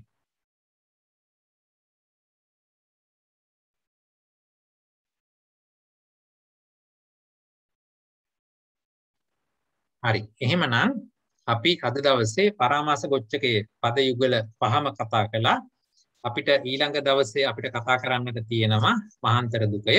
අපි එහෙමනම් සඳුදා දවස් වලදී දිගටම මේ මොනවද අභිධර්ම දුකමාතිකා ටික කතා කරගෙන යන්න. අපි ඊළඟට දෙන්නේ කවද්ද? සෙනසුරාදා දැන් අපිට දවස හිස් වෙලා තියෙන නිසා අපි සෙනසුරාදා දවස්වලදී කතා කරමු මොනවද සුත්තන්ත මාතිකා ටික කතා කරමු. ඒ ඔක්කොම කතා කරලා ඉවරුනහම නැවත අපි ප්‍රශ්න පත්‍ර සාකච්ඡාවකට යමු වෙමු. දැන් සුත්තන්ත මාතිකා මේ දුකම ඔයගොල්ලෝ එකම පොතේ ලියාගෙන යනවා නම් ඒවා එකට ගොනු කරගන්න නැතුව වෙනම චූටි පොතක් තියාගත්තට කමක් නැහැ. සුත්තන්ත මාතිකාවලට අපි ඊළඟ සෙනසුරාදා සුත්තන්ත මාතිකාව සෙනසුරාදා දවස්වලදී සුත්තන්ත මාතිකා ටික කරමු. සඳුදා දවස්වලදී මේ අභිධර්ම දුක මාතිකා ටික ඉදිරියට කරගෙන යමු. අපිට එහෙමනම් ඊළඟ දවසේ තියෙන්නේ මහාන්තර දුකය. ඒකේ පද වැඩි නේද? 14ක් තියෙනවා. අපිට එක දවසින් කරන්න බැරි වෙයි සමහර විට. ඒ විදිහට අපි ඒ ටික කරගෙන යමු. එහෙමනම් අද දවසේ පාඩම මම මෙතනින් නවත්තන්න විනාඩි 15ක් තව ඉතුරු තියෙනවා. ඒත් මහාන්තර දුකේ පටන් ගන්න ගත්තොත් ඒක ඉවර කරගන්නත් බෑ ඉතින්. සමාවෙන්න සර්. සෝමන් මාර්ගයේදී එතකොට මේ අයින් වෙන්නේ සක්කාය දිට්ඨි කියන එකක් විතරද ඔතන? නෑ. සෝවන් මාර්ගයේදී සියලුම දෘෂ්ටිගතයන් අයින් වෙනවා.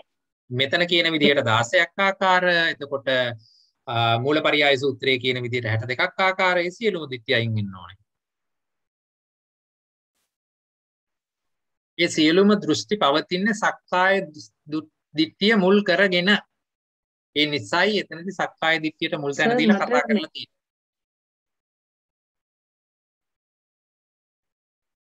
මොකද්ද ප්‍රශ්නයක් තියෙනවද? සර් මේ එකේ ඉඳලා 8ට මට ටිකක් ලියන්න බැරි වුණා මේකේ ලැප් එකේ පොඩි දෝෂයක් වෙලා මට ඒ පොඩ්ඩක් ආයි පෙන්නනවා නම් විනාඩියක් විතර ලියන්න පුළුවන්. රෙකෝඩින් එක බැලුවත් කමක් නැහැ. එකේ ඉඳලා 8 වෙනකන් කියන්නේ. මේකේ හායි. ඔව් එකේ ඉඳලා 8 වෙනකන්. හරි. හරි. සමාවෙන්නස දැන් සෝවාන් මාර්ගයේදී නැති වෙනවයි කියලා කියන්නේ සක්කාය දිට්ඨිය සීලබ්බත පරාමාස කියන දිට්ඨි දෙක කියලා තමයි කියන්නේ. ඒකට දැන් ඒක සක්කාය දිට්ඨියට ඔක්කොම එනවා කියලා කිව්වා නේද? අනිවාර්යෙන්. මොකද සක්කාය දිට්ඨිය තියෙන තැනම තමයි මේ ඔක්කොම අනිත් ඒවා ටික එන්නේ. අත්තානු දිට්ඨියද අස්සාදයේද ඔක්කොම ටික එන්නේ ওই සක්කාය දිට්ඨිය තියෙනකන් තමයි. සක්කාය දිට්ඨිය කඩාගත්තා කියලා කියන අනිත් ඔක්කොම ටික කඩනවා හා සමානයි. සීලබ්බත පරාමාස වෙනම කියන්නේ සීලබ්බත පරාමාසය එතනදී වෙනම පෙන්නවා. මොකද ඒ සිල් වෘත අනුගමනය කිරීමෙන් ඒ වෙනකොටත් අපි විවිධ වෘත අනුගමනය කරමින් සිටි නිසා ඒක වෙනමම අරගෙන පෙන්නවා. ඔය කිසිම වෘතයක් හරියන්නේ නැහැ කියන එක. ඒ ඔක්කොම වෘත කැඩෙනවා සක්කාය දිට්ඨිය කැඩිච්ච ගමන්. සක්කාය දිට්ඨිය තුළ පළවෙනි වතාවට සක්කාය දිට්ඨියේදී මේ මොනවද පංචස්කන්ධයේ උත්පාද වැය හරියට දැනගෙන එතන හේතුඵලය පළවෙනි වතාවට හරියට අවබෝධ කරගත්ත ගමන් ආයේ අනිත් දෘෂ්ටි වලට පවතින්න ඉඩක් නැහැ ඉතින්. ඒ නිසා ඒ සියලුම දෘෂ්ටි කඩා වැටෙන්නට ඕනේ. හොඳයි. එහෙමනම් අපි අද දවසේ පාඩම මෙතකින් අවසන් කරමු.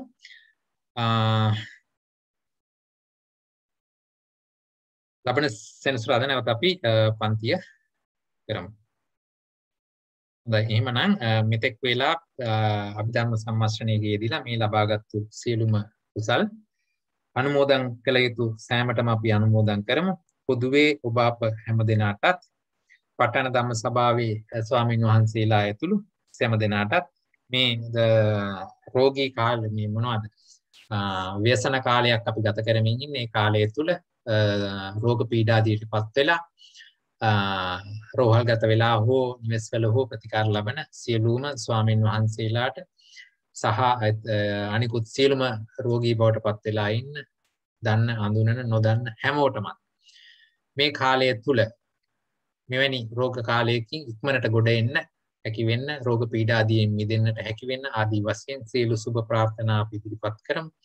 ඒ වගේම අවසාන වශයෙන් ඔබ අප හැම දිනාටම ඔබ අප වෙනුවෙන් මිය පරලෝකීය ඥාති ගුරුවර දෙමව්පිය මේ ආදී හැම දිනාටම මේ කුසලයේ අනුමෝදන් කරමු.